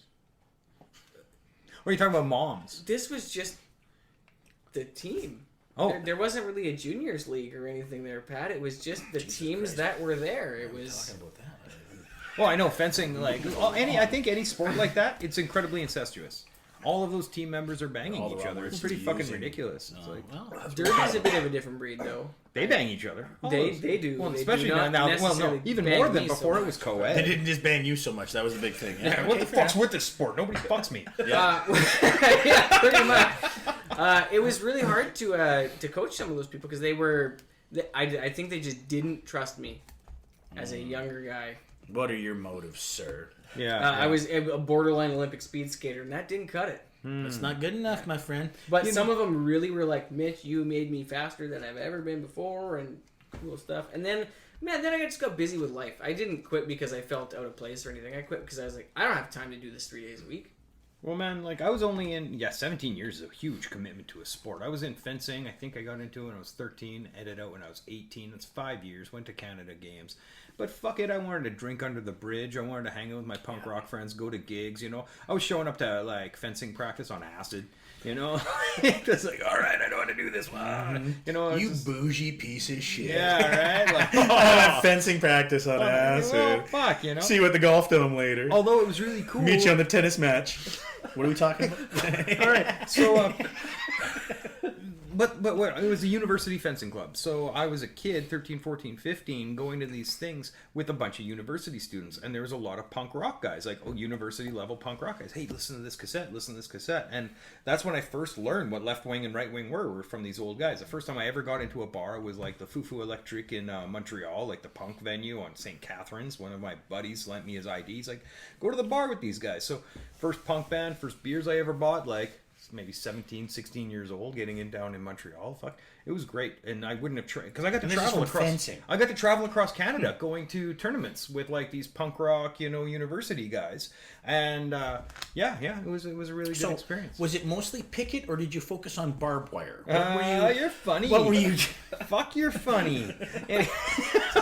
I can relate to that story quite a bit, though, because like that was kind of my intro into getting out of competitive sport was some of the older kids. We went to Canadians, and those boys were all from Humboldt, and like they were kind of hick boys in a way, and one of them was old enough that in BC, in Abbotsford, they could pull for us. Oh. So we went and bought a big sack of beers, and we all got smashed on the last day. And You know what? that kind of started my decline out of competitive sport, was leaving, like, getting smashed in that What a hotel fun room. time. Also, doing incredibly poorly in that competition. Not because of alcohol, because it was short track speed skating. I'm a long track speed skater. Quebec killed us, like I said earlier. So I was just there to, put my dick out, basically, and just whoopsie-daisy. be there. That's probably why those moms didn't like you. You didn't have one of those suits. I assumed you were one. I still have it. Fuck, you know what? I should've should wore have it. brought You the should've suit. I have them at my house. They still fit? Yeah. Oh, Look at God. that. They're a little shorter now. you kidding me? They're a little short, but they do still fit. Stretchy. Yeah. But that, like, literally, those boys, I would have been 14 at the time. We bought all those beers and partied in the Abbotsford hotel room. That was kind of like pretty close to day one of me being like, it's time to party. Yeah, you found out. And This then, is like, what a fun this is time what looks I've like. been Through 15, 16, and 17, I, gradually learned to fight, smoke, drink, and fuck. And that was what inevitably killed the whole thing. And, like, That was a quick Tuesday. Yeah. Hey? It was a full one. I don't have any regret about not continuing with skating. Like, man, the amount of life I would have lost Sacrificed, yeah. to have gotten an Olympic medal for something that nobody gave a fuck about. And then where does it go? So you It's not worth anything. You have a medal Fuck in the the Olympics. Olympics. You get a sponsorship for Yeah. your skates company, and that's all you can really get out of that deal. And like All the you don't wingsuits make you can unless handle. you're Catriona Le Maidon or Catry, don't. some of like the big names. I can't tell you a single big name fencer. I don't Yeah, think well, that's a thing. there's been like two They just speed stab skaters, and One was named It's- Apollo. well, no, he's American. That's Apollo Anton. Yeah. I just named a famous. Yeah, those guys. Maybe in the States they might do a bit better. Here, your sponsorship might pay for your property tax. Might pay for your property tax. You're not making a living. You can on buy it. a tent trailer. If you're Michael Phelps, Yeah. somehow you get by. Yeah. But I've never seen that guy skate though. I've only seen him. Yeah. He does more of that soft water yeah, than the hard water. The Phelper, if you will. Fucking Russ is getting shit-faced behind the computer here. I had a Got a girl. little buzz on now. Oh goddamn time. Not are mine. you but- opposed to me vaping in here? Vaping, We can I take a think. little break. Yeah, let's take a quick break and let I these can guys use get the their piss and thing up. smoke. Yeah, yeah. Smoke a Bathroom little break smoke. and stuff Alright. like that. I didn't know we Come could back, do that. Fucking guns. Well, yeah. Late. Get into We that. can jump in on Continue. ASMR. Just start. if you like. Yep. Yeah. Okay. No segue. I was recording, Yeah. then I stopped. Okay. Full blast. 1, 2, 3, slap. Okay, so we were just talking about how Mitch can't sleep. Yeah.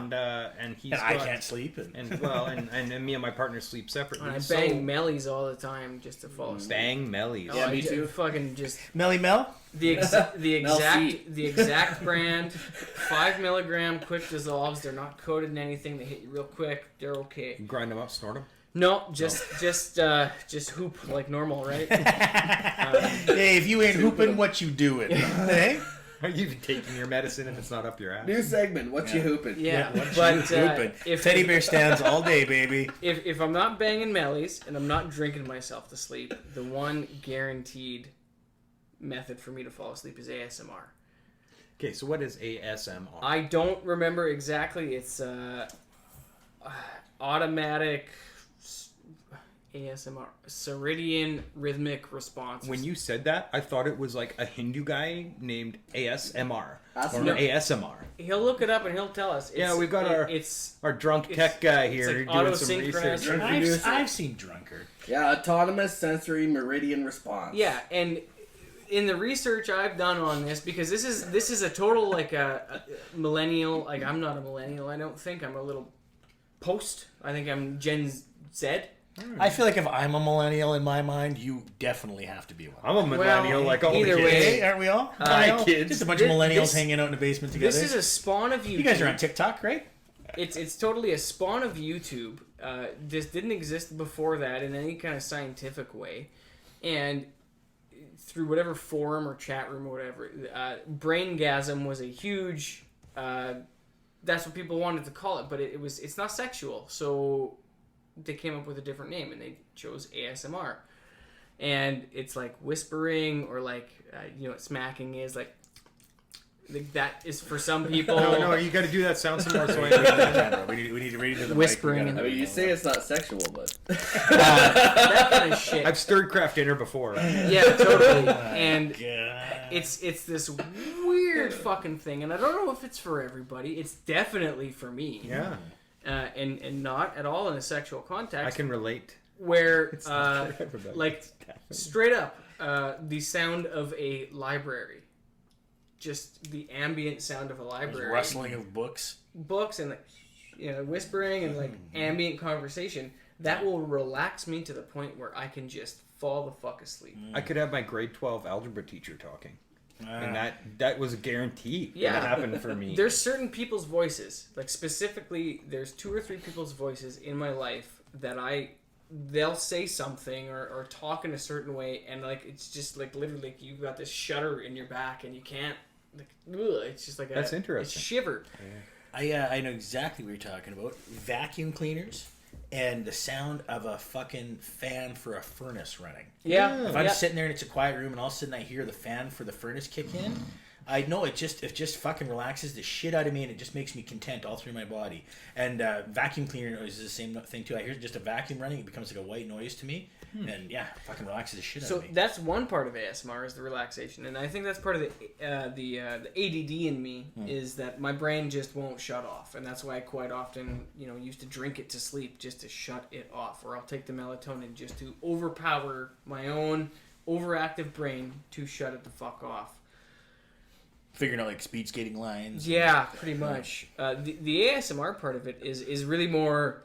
It's this weird sensory overload, and I don't know how to explain it other than that. They just fucking call it tingles, man, and it shoots from the very base of your brain down your spine, down to your legs, and it's like it's like a fucking orgasm. It is this huge sensory overload Orgasm even.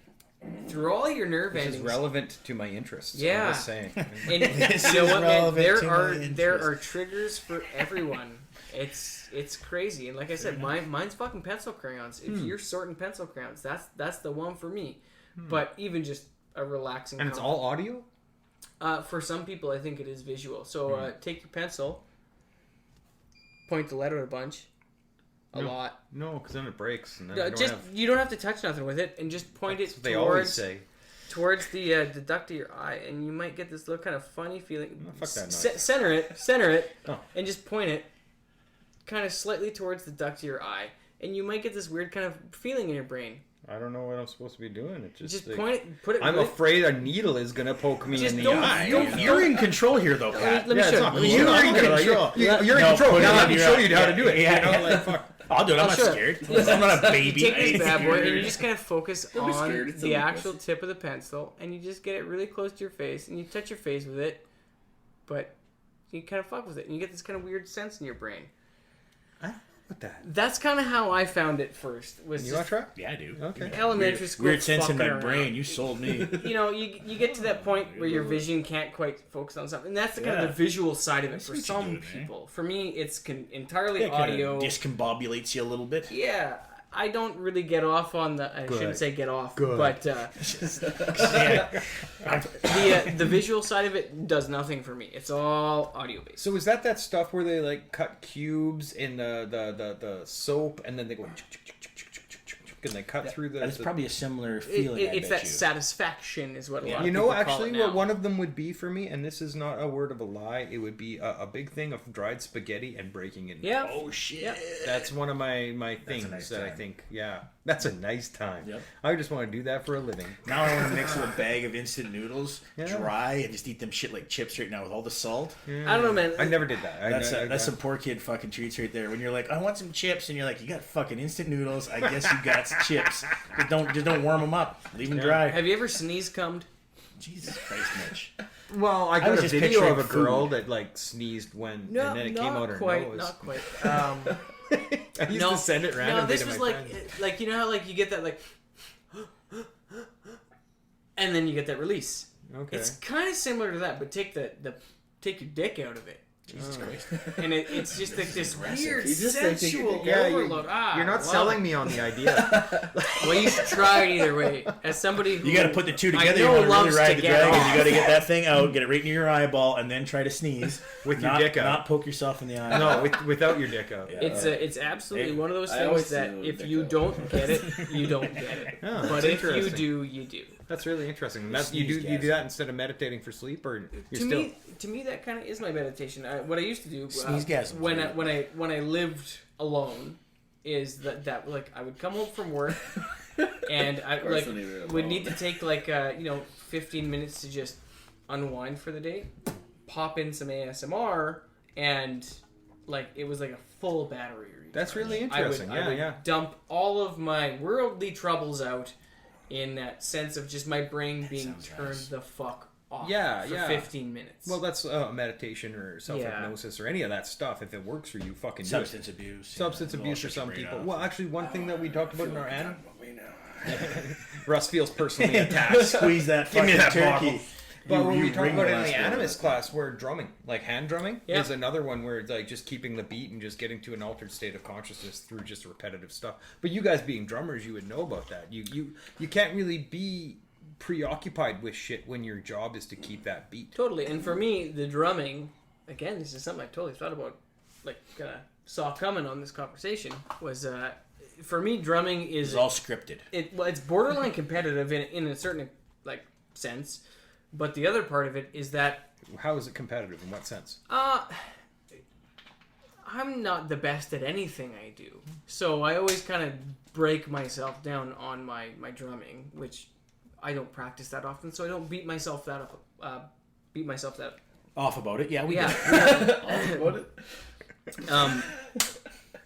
But for me, it's more of a chore to an extent, and it's practice. It's literal practice. I don't get into that like deep rhythmic like I'm down with my inner earthly vibes, banging on these gongs. Yeah. So what do You're you doing get? forms. You're doing this goes with this and fucking that Yeah, goes there's with a lot of this, fills, and then you put you one know, on that. And I'm listening to what some other guy did, and I'm like, wow, that sounded amazing. I have to learn what he did there, and I'll sit there and listen to it over and over and over and over and over on repeat, trying to figure out what he did. And even if I don't do it quite what he did, I'll replicate it in my own way, and that's everybody's style.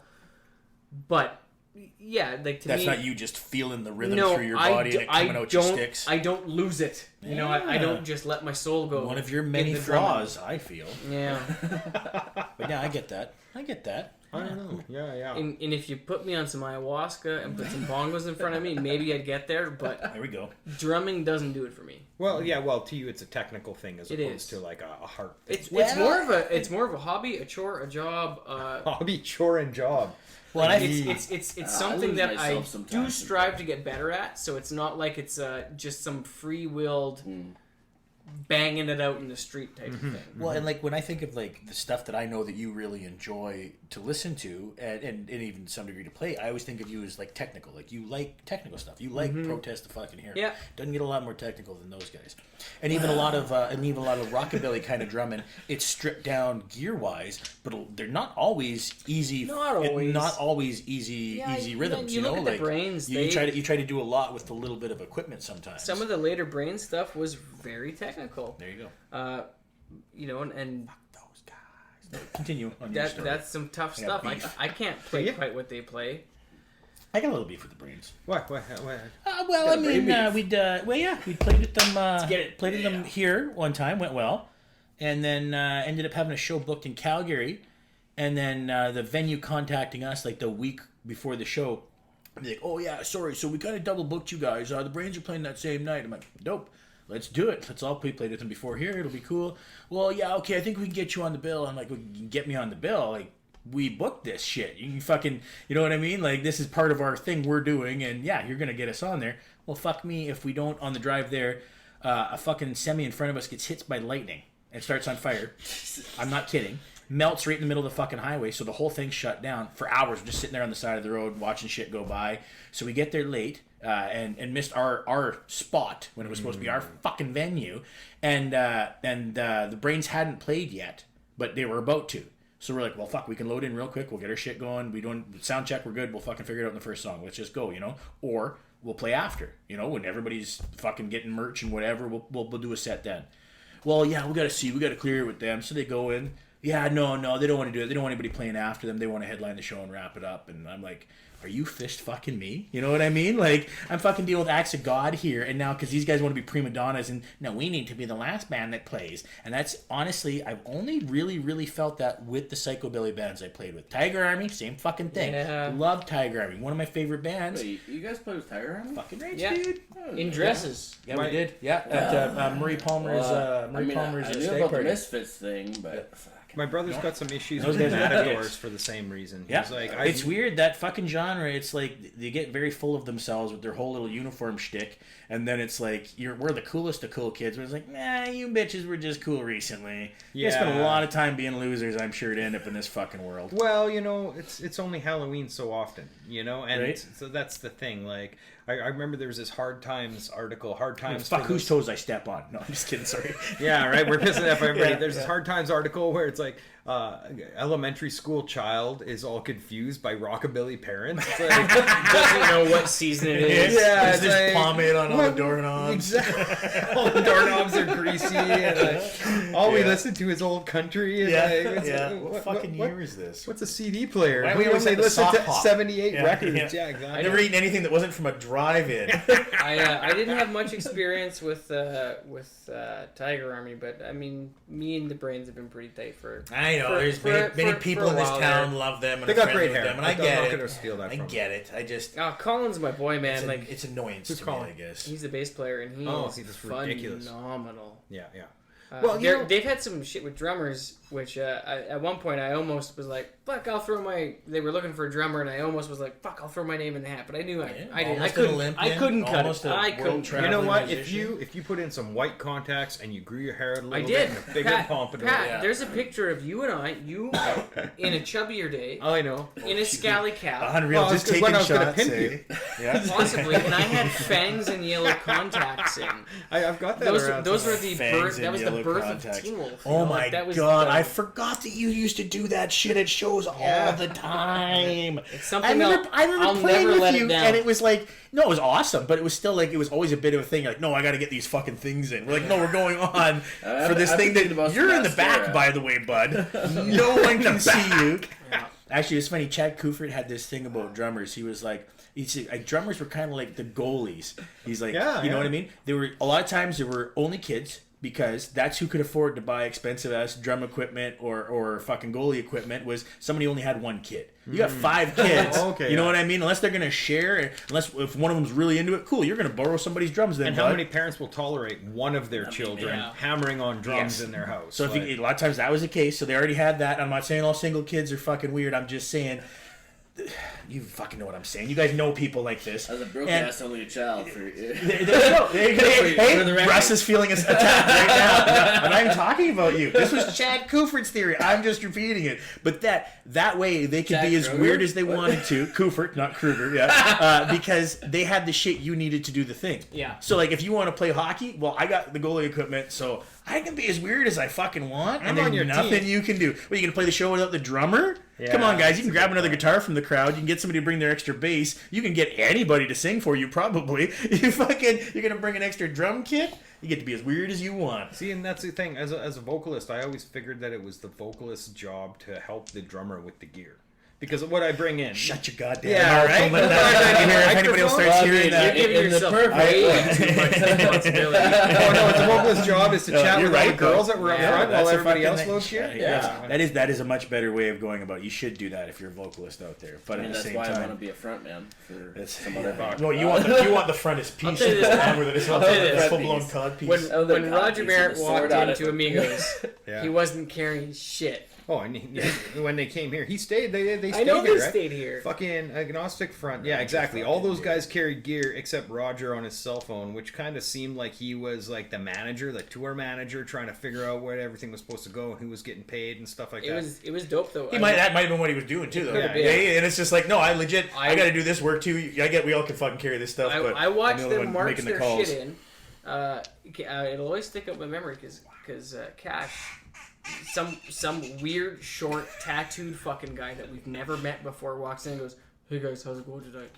And just strolls on, and Cass goes, "Who the fuck was that?" I was like, "It's Roger Merritt, man. Like, come on." I love it, little short guy with tattoos. And he just strolls on in. Roger Merritt's 9 feet tall on stage. The rest of the band you see him just in real goes. life. You're petting him. They stroll in behind him. Patting him on the head. They stroll in behind him, and they've got like one amp, like your standard like practice amp. Yeah, they got their shit all Yeah, banged up they on them. walk with a. Is there a better door for this? We're like, stage door behind us, on that street over there, and they all kind of like pick up and they walk around and they go dump, and the van pulls up, and like within one trip of each of the band, minus Roger Merritt, they have all the drums unloaded. It was like they were still set up. They just knew like they've been at it for so long. Yeah, they could yeah. just pick it up, dump it. The guy's gonna go. Whoop, Yeah. done. Yeah, there's no piling it in the corner and figuring No. it out. It's like, no, this goes on that part of the fucking stage. You Like we've know- done 900 times You this know, year. Agnostic Front's drummer does not bring like a 9-piece kit. It's minimalistic to like the very core of punk rock drumming. 2 cymbals and 3 drums. To be honest, some of their stuff, like the Cause for Alarm album, was like speed metal. Same thing with Liberty and Justice for All. That drum set was a shared drum set because their other gear got in. They got in an accident and they lost a bunch of their gear. One of their trailers went over top or something like that, and they were only able to play like punk versions of their songs, of the speed metal songs, because their double kicks they didn't have Yeah. any. So like when they played the Eliminator and some of my other favorite jams, they had to strip it down. It was pretty, Still that sounds was a great. trip, man. It's like, hey, you guys, go to the Rites of Passage Tattoo, our friend Pat's shop. I'm like, we met tonight, guys. You know? And we're friends. We're friends. You're Yeah. staying at my house. I'm Like, like, Yep. like Roger could have come up to me and like shook me down by the collar and said, "Is there some fucking guy around here I can stay at tonight?" And I'd be like, Yeah, oh, fuck. you need me to Yeah. whack a guy, off guy, whack off a guy. Don't know. That was what I was picturing the whole time. You with a mouthful. That was a super weird night too. Okay, I'll do it. Tying into your brain story there. What is it? Fucking If this is my head, then suck my Static brain. FM or FM stereo or this fucking shit. They were a punk band from BC. I know them. So SNFU then. No. That'd be the only one that We matters. did I play mean, with them. Some radio. DOA. Some radio. Come on. When? Holy fuck. Wow. You Wednesday got- Night Heroes. We're in the deep. Oh, Wednesday Night Heroes. Oh. Those guys were a Wednesday good Night time. Heroes Edmonton fucking is punk playing with rock. them and Yep. some other Static FM or something like that. And Wednesday Night Heroes. I got a Wednesday Night Hero story. Yeah, they showed up way the fuck late. Way the fuck late. Like 1:30, and they're still allowed to play. It was dope. It was a great set that night. So Wow. there used to be a punk band in town called Junto, and Junto were like kind of left-wing political, like, I think they went on to be lawyers and stuff like that, but they were university kids and they were left-wing and pretty liberal, and they played a gig, I think in Edmonton, with another Canadian less than left-wing band called the Border Guards. Oh, and, yeah, okay. and the Border Guards, yeah, they were an Oi band, and like there was like a skinhead, but they had an Asian guy in their band, but he's he's one of the Still good a guys that skinhead. got by the borders, so they got in a big argument on stage because I think they played some pro Canada song and then the Border Guards Junto played an anti-Canada song and the Border Guards got at them and they got in a bit of a brawl, like straight up A brawl. little bit of a scrappy deal. And then somebody went and spray painted a swastika on the Border Guards tour bus. Shit, taking it up a notch. So the Wednesday Night Heroes, I'm not sure that like that band, the name is actually based off of a book, an old skinhead like novel called Saturday Morning Heroes or Saturday Afternoon Heroes, where like all the firms would go and cause like rowdiness after like the games and get in brawls. And it was a book on like this one skinhead who was like involved with hooligan stuff. So Wednesday Night Heroes was their version. So those guys rolled into town and I'd been living in a house with like 12 people and this kind of like $60 a month, and I'm living in the attic. And Wednesday Night Heroes rolled into that fucking house looking for the Junto guys. Like they found out where we lived and they went through the house. They went through everything in that fucking place. And they broke into my room and I was fucking furious because there was things in my room that people shouldn't have fucking seen. There was a reason there was a lock on the door.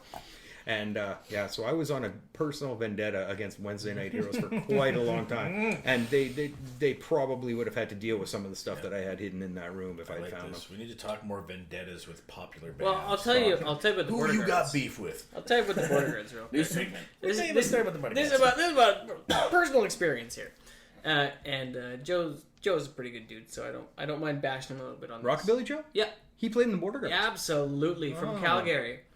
He actually came and jammed with us once in the Sneers to see what playing fucking drums maybe, but he was talking about he wanted to play bass. Anyway, Yeah. sorry. I tell So- you, skinheads grow up, they get So- pompadours. Yeah, fucking right. So when I Further got bald. my kind of start in this gig, I was in the Sneers for a bit, and then after the Sneers, you introduced me to Rich. Me and Rich join forces, and we get Joe on board, and Joe decides to come join us. Was that the first Great Shaken That was Fevers? the first iteration of the Great Shaken Fevers, and that lasted for like 2 years, on and off.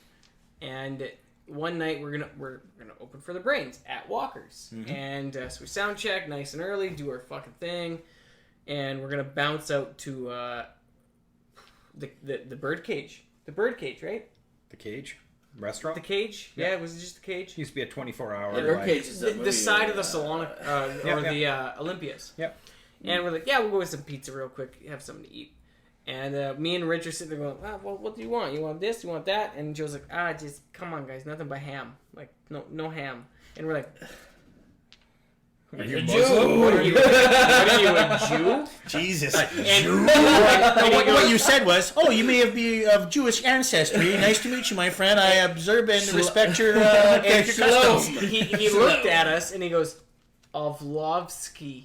And we're like, Oh, how did we fucking skip that How did we miss that? whole time? He's We like, can't be your friend anymore. and then he Hey, went, maybe you're not bigots, actually, Whoa. if you didn't notice. Yeah, That's well, that and kind then of we went on means, this right? whole, he went on this whole explanation of how he was in the border guards, and that he went through this like self-hating Jew phase, and then Holy also shit. There's such a decided that he was going to move to Israel for a short time, and then That should fix it. yeah, whatever. And then So you guys got a Hawaiian pizza. yeah, And you made him eat it. Yes. yeah, it You was started a quick fire with the... No, never mind. it was a weird night, and then we went and played to the Brains, and they told us you guys need to do more hooks. Oh. Yeah. Yeah, you guys need I to got write your, better I got songs, your fucking motherfuckers. hooks left and right. See, No, I'm just kidding. They're Right lovely hook. gentlemen. Good experiences, though. See, Brains are okay. I wouldn't listen to them on songwriting tips. I don't think they really write too much. Creep Show, I would listen to the guys in Creep Show on I songwriting would tips. They write some Disagree. catchy tunes. They wrote some great I would fucking disagree. tunes. Really? To a certain extent, because they recorded some great songs. They really did. There's a lot of there's like I don't know, this many backing tracks. He's holding up 10 fingers, folks. Your knife there. And then the issue with them I is, disagree. which- I'm gonna pick up a knife. and take it or leave it. You might be into this, you might not be. When they play, guess how many backing tracks they play to? Ah, This many. yeah, there You have go. to say the words. We're on audio, Yeah, nine. too. That was 9 fingers. 9 he held fingers, yeah. So- Nine took the fingers. But I've also seen them live. And Yeah. they like several times through 3 different vocalist incarnations. I know. And they're fucking rad. I know live. they are. Matadors are rad live. He's telling you why, though. Yeah. Oh, Because of the backing track. They There like, are some bands you live? hear. all of the playing live. Yep. There's lots of bands you hear when you hear them live. You go, "Fuck, that's incredible." But you There's can a sound that great keyboard. live. There's a That's 'cause keyboard they don't player sound like going. that. Really? Yep. And Ah. now Sandro, And it's amazing. It's still Oh. a great experience. That's the whole fucking point, right? Is the art of it. my boy But it's a little Sandro, Wizard of Oz, if you ask who me. I believe is still their drummer. I think it's Sandro. If it's not Sandro, I apologize. He's not going to see it anyway. But Sandro, he was like Plus, we're talking about rockabilly bands. So who gives a banging fuck? off Whoa. fucking insane drum rolls with one hand that like the greats of the greats, like they do this shit. He was like doing this crazy fucking shit. He's amazing. He's got earpieces in. He's listening to live tracks, recorded tracks. He's keeping the tempo for the rest of the band. They are putting on a full-on show. They are on time to him with keyboard notes here and here for harmonies, and the main vocalist, I don't know her name. Oh, one of the 3. It's That's none right, of it's none of the girls anymore. The Woods or whatever their name was. Blackwood. Blackwood. Sarah Ah, and... her sister, It's not them anymore. She's belting out harmonies, but they're to a track. And yeah, it's all phony now, but It's all they Great show. still do Sounds put nice. on a good show Yeah. nonetheless. Well, sorry, I was just going to say, too, I think that's... And another way you can tell that when you're watching someone live, they're doing lots of spins with their guitars, and they're up over here, and they're whipping it, and they're giving them one of these. Those dudes are all playing to a track. You can't play a fucking instrument while whipping it around your body like that and have it sound just like the album. Can't do I it. think I was in my early 20s and Rancid played at a skate venue called Fat City here in town. And when they played... Sorry. Rude boy! You're being a real fucking rude boy, Russell. Yeah, right. Our buddy Darcy's doing sound. I'm pretty sure it's our buddy Darcy. And he's like, hey, Graham, come here. And Graham's my brother for those people that don't know. Hey, check this out. And Tim Armstrong's dancing around the stage and doing that. Like, Yep. oh, yeah. And like, doo-doo-doo-doo. And he showed the whole track, and his just wasn't turned on. Yeah. Every time he had a pedal, and every time he wanted to do his super fancy jump around shit, he hit the pedal, hit his own sound off, and did his whatever the fuck, and then, yeah. That's the show. That's the art. Interestingly enough, there was like almost a big scene after, because there was these like cute little punk rock girls with like mohawks that were like 14 years old that Tim Armstrong was paying way too much attention to after that set, and we're like, dude, just don't, no matter how cute they are. I mean, if like- they were 16. yeah, well, even then, man, like, and remember, I there's assume he has some sort of bifida, though. I don't know if you I can tell. want you to look at me in the want square in me. the eyeballs. and tell me that you wouldn't. No, and tell me where I jumped in on Rancid. I don't know. Rancid? What do you mean? Where you jumped in on Rancid? Where started did I? listening? Which album? I mean, I don't know that's where a you little all too jumped little. in. I don't I know. know I'm drunk already. I don't. I'm not. I like their music. I come know on the now. songs, but I like some of the new Okay, stuff too. well- Or newer stuff. Have you Fine. heard? Now it's empty. What's that Everybody's band? Fucking New City. No, Firm. New Firm Firm City Casual. Casual. New Firm No, Casual. the old firm casual. Old Firm Firm Casual. Casual. Yeah. I've not Good. only Yeah. heard them, I actually have an interesting old firm casual story. I was in Las Vegas for punk rock. Don't Bowling, lie. And I didn't buy any tickets to any club shows, and I really wanted to go to one. And all the ones that were like kind of near fucking Fremont were all sold out. And like it was Good Riddance had their reunion show that night, and the leads. Okay, so Matt Skiba from fucking Alkaline Trio was doing an acoustic set with guests, which I walked by and didn't go into. And that night was the first night that the lead singer from Against Me did a set as a trans woman. Mm-hmm. And I was like, fuck, I walked right past that. But I walked to an old firm casual show, way the fuck off the street, past a whole bunch of burnt out cars, to a Mexican biker bar that the capacity inside was only like 130 people or something, so they were sold out instantly, but they were playing in the backyard part of it, was just surrounded with chain length, so you went out into the fucking alley and could just hang and watch the show from right there. And some of the gnarliest looking people I've ever seen in a back alley with pit bulls and whatever the fuck else. But cool as all fuck, the dude with the big LA tattooed on the side of his face came up and gave me a beer. Yeah, no, he was cool as fuck. Yeah, you want a beer, bro? And fucking, so yeah, we just hung in the fucking alley there and watched this incredibly excellent fucking show. And I didn't feel like I missed out on anything. Yeah, that's very cool. My It was- brother it did was the same very thing fun. with Turbo Negro. He sat in a parkade and listened to them play. Ooh. I tried doing I that. fucking loves me some So- Turbo Negro. Just this takes a little bit of a dark turn here, but Is that a Turbo Negro reference? no. Not at all. So That's racist. Graham did that. Graham did that the year before. He's off the fucking leash. That's why he's off the camera. Graham did that Okay. prior to tragedy striking, as it were, in Vegas. In what way? A mass shooting. Oh yeah, that was that same weekend, or No, that was months after. well, were, shit happens in big cities all Totally. the time. You can't really be So, surprised. so I get the wise idea. Me and Kennedy were not really that into the festival side of it. We want to go in and buy a shirt or whatever. I want to buy my Suavecito. I want to get a patch, whatever. We want to go in for like 15 minutes and get the fuck out of the festival grounds because it's really not our style. We're not really that into crowds. Yeah, and you know, like waiting in lines to No, piss or get a man. drink or And like see once, anything? and the worst part about PRB is that once you're in, you're in. If you leave, you cannot get back in. And they kind of changed that.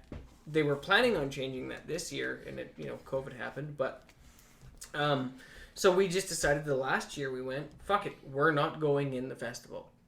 We're gonna get a room at the D, and we're gonna go to the parkade and peep from the parkade, which we did for like 2 nights in a row. Third night, though, yeah, they came up to us and they're like, Oh, it's time to go. He just You gotta grabbed me get out of roughly. here. It's like, you guys realize why this isn't cool, right? he hasn't let go yet. Also, folks. And who did the parkade security or the? just their hotel security. Oh, was okay. like, hey, I get you guys are being punk rock and loving the show, but you can't be up here for this. Like, not after the shooting last year. That's what you're getting at. You mean hanging out in parkades with binoculars? with binoculars? I got a spotting scope. I'm double fisting PBRs, Whoa. and the guy's like, I get it, man, but the boss says no. Yeah, we don't let That's people fair, hang out that's with fair. binoculars. So I was like, don't looking like don't they sweat have it. no will to We'll live. bounce. Also, We're gonna go down to street level and do the same thing down there. Yeah. So the whole parkade part of it, yeah, don't really work no more. That's too bad.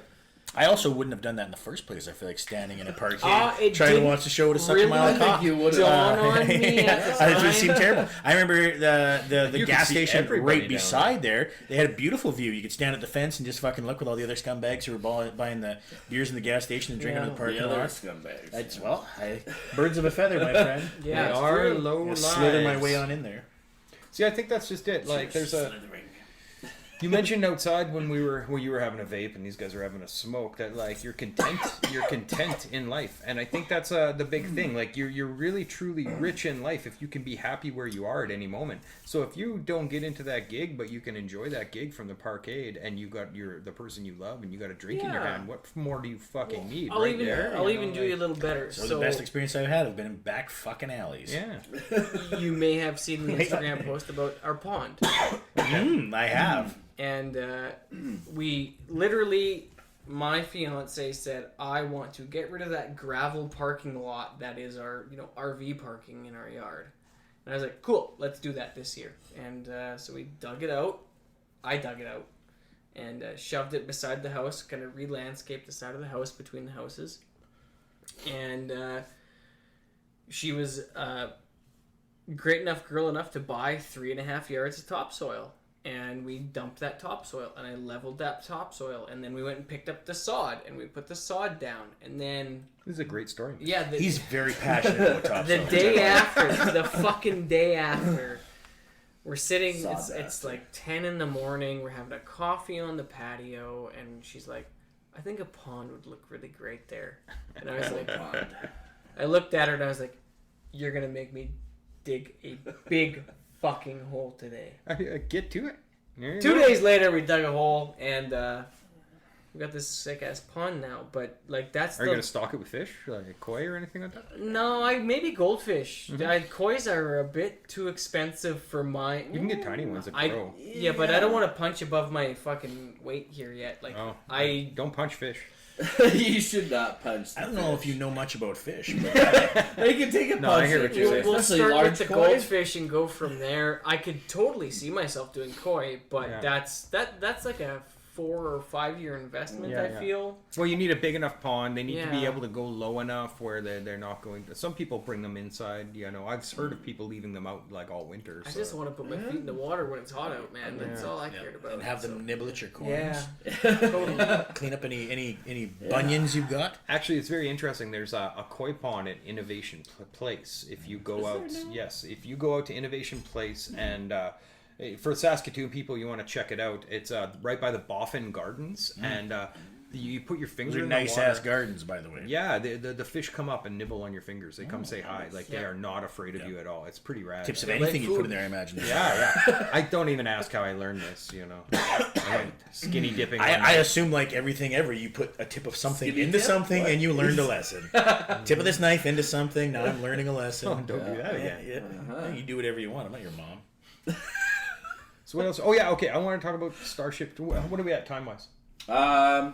Fucking push 2 hours here. 2 hours. Well, we do have a guess. into All right. future. Fucking Starship Milligan. Troopers. Time keeps us slipping. Would you like to learn more?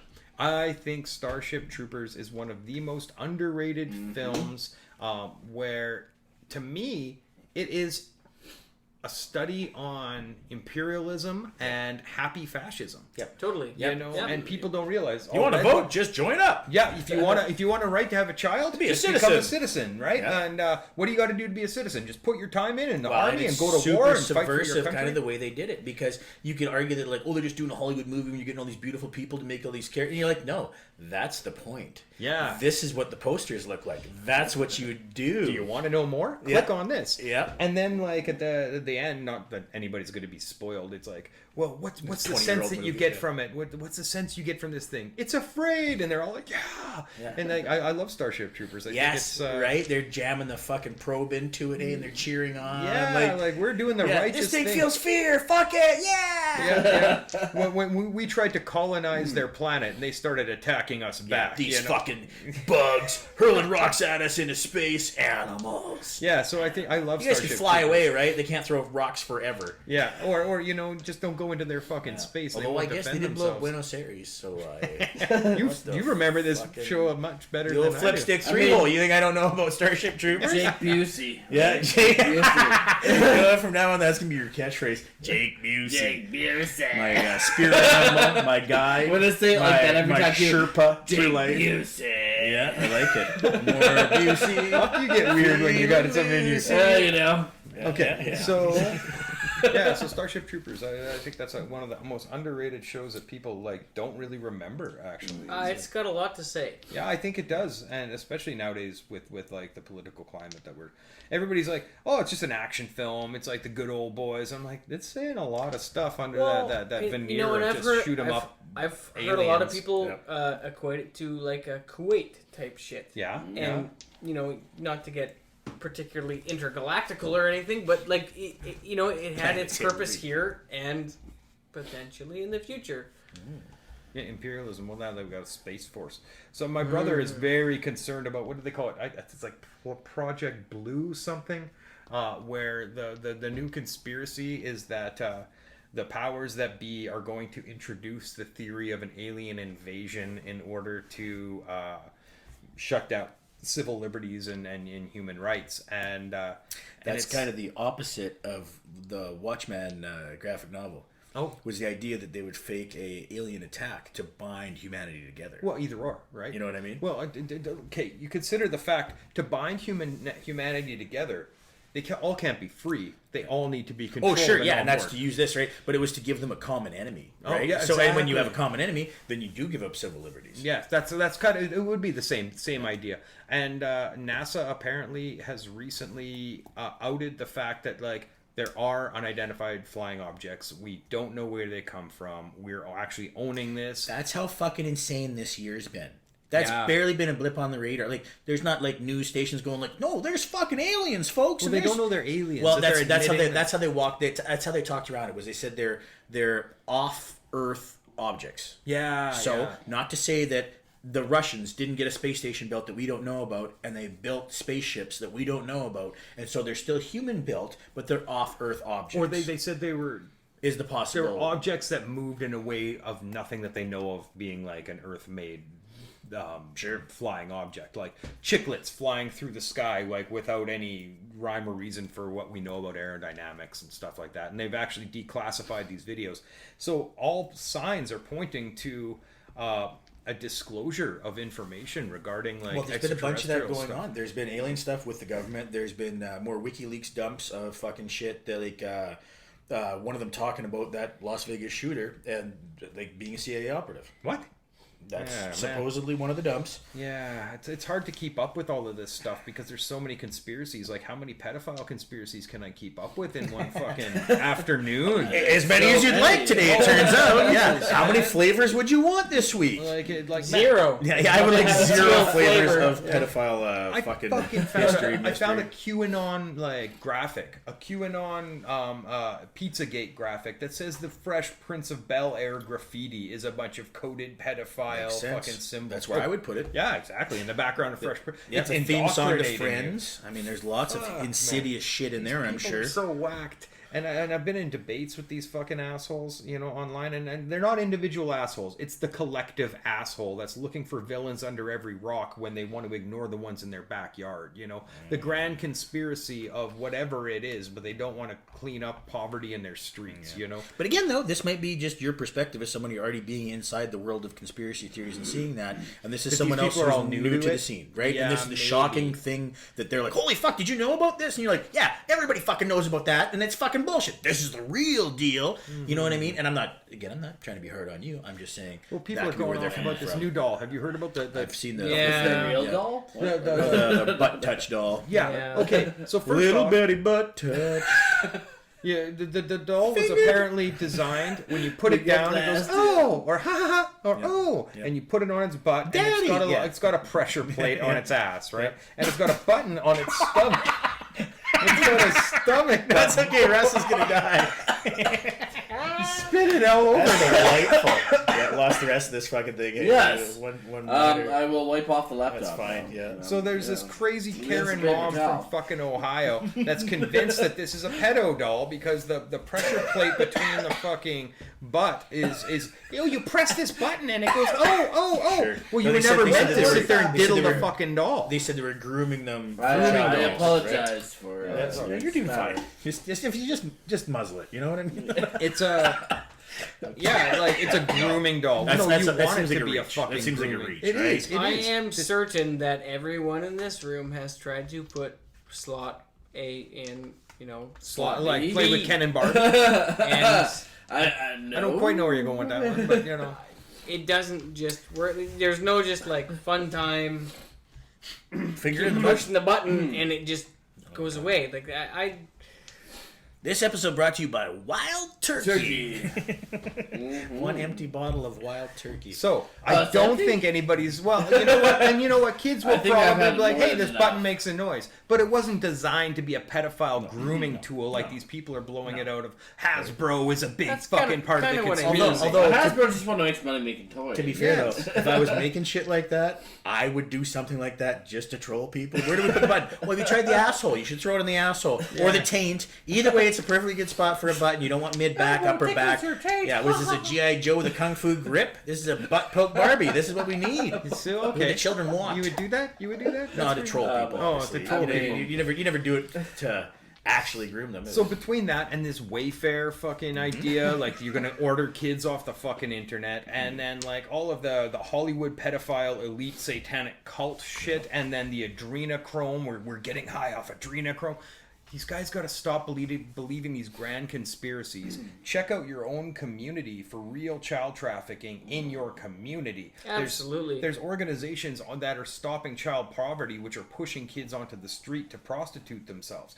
Get involved with your own fucking neighborhood instead of like sharing these grand conspiracies where it's just entertainment. They want it to be true that they can say, and we what know you're what's saying going though, on. what you're saying though, fixes real issues in a very practical way.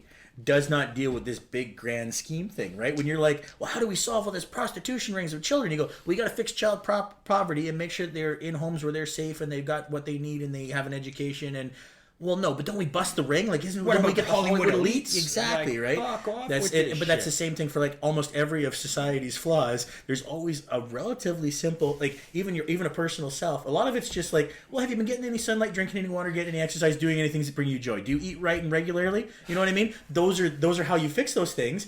But that doesn't attack the grand scheme of it, right? So you and it's the guys- same kind of What fucking about thing. capitalism? have though? you guys lived in my neck of the woods? Your neck of the I've nape? been in your hood. I'm Whoa, 32nd where in is it now. in the You're woods? you're right in the hood though. I'm UN 19th, Yeah. and man, I've seen some pretty bad stuff. Yeah, it's shady In my fucking time down there, there. we saw cats get bear maced. We saw Oh man, I bought rock down there. yeah, like it's not a great part of town. But if you think for a Sorry, Mike, she's second, doing if I heard a very child start yelling for help The children that are selling themselves in Saskatoon aren't yelling for help because they're fucking for money. Yeah. They're not being kidnapped and forced and raped as much as people are like, they're in poverty and to make money they're doing this shit. Or there's some fucking rich guy going to children in poverty saying, hey, do you want some extra money? That's the long and short of child trafficking or child So we had prostitution in some the city. weird instances with our ex-neighbors. They've been gone for a while now. And they kept claiming night terrors. No, whenever social services would show up, it was night terrors. Night And terrors. they eventually got bounced out of there. But Wild turkey, people. It'll get you where you're going. Good ideas, bad Get to where you need to stories. be. Good idea. No, 100% night terrors, and night terrors is actually creepy fucking uncle showing Yeah, up. totally. And like the vast majority of child abuse comes from within the family. It's not these random Absolutely. people cruising in white vans through the reserves or the brown guys at the fucking mall or Hollywood elites. I had a chick online try to tell me, and she's a friend, and I don't want to disrespect her. Missing children reports go up when famous stars perform in town. So, like, these people are traveling Elizabeth Bathory's that are bathing in virgin's blood. And when they come to town, they kidnap your children and they kill them in the Ramada or the fucking Besbro. And then they move on to the Again, next you one. have to want to believe Yes. these things. Yeah. Yes. You can't be convinced of that. Absolutely. You have to Fuck. want to believe that and then find the things that get you there. Because if you're looking at anything fucking logically, there's no way a right-thinking person can get there. Right? Like, If you're starting off from a place of neutrality, you never get there. yeah. But the child if you're already like, fucking well, no, I disappearances. think there's out there, and then you look for it, and well, there's my fucking proof. And that's just it. Correlation is not causation.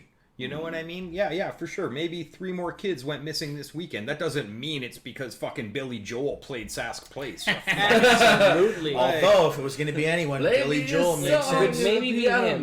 You know, the Saskatoon Jazz Fest, they pay them with homeless kids or some shit, Yeah. you know, and these Makes people come sense. to So town. keep It the drives cost me down. up the There's a fucking lot of wall. people that really like to pretend like it's something dirty when it's a simple matter We Well, of it's need all some dirty. scandal. We need some scandal in our lives, Ah, right? You well, gotta that's fucking exactly If look you for have the to blame it on scandal in something. sensationalism. We had that Martinsville satanic sex scandal fucking in '93 where they accused a cop and this family and a bunch of other people as being part of a huge satanic fucking conspiracy to molest these kids.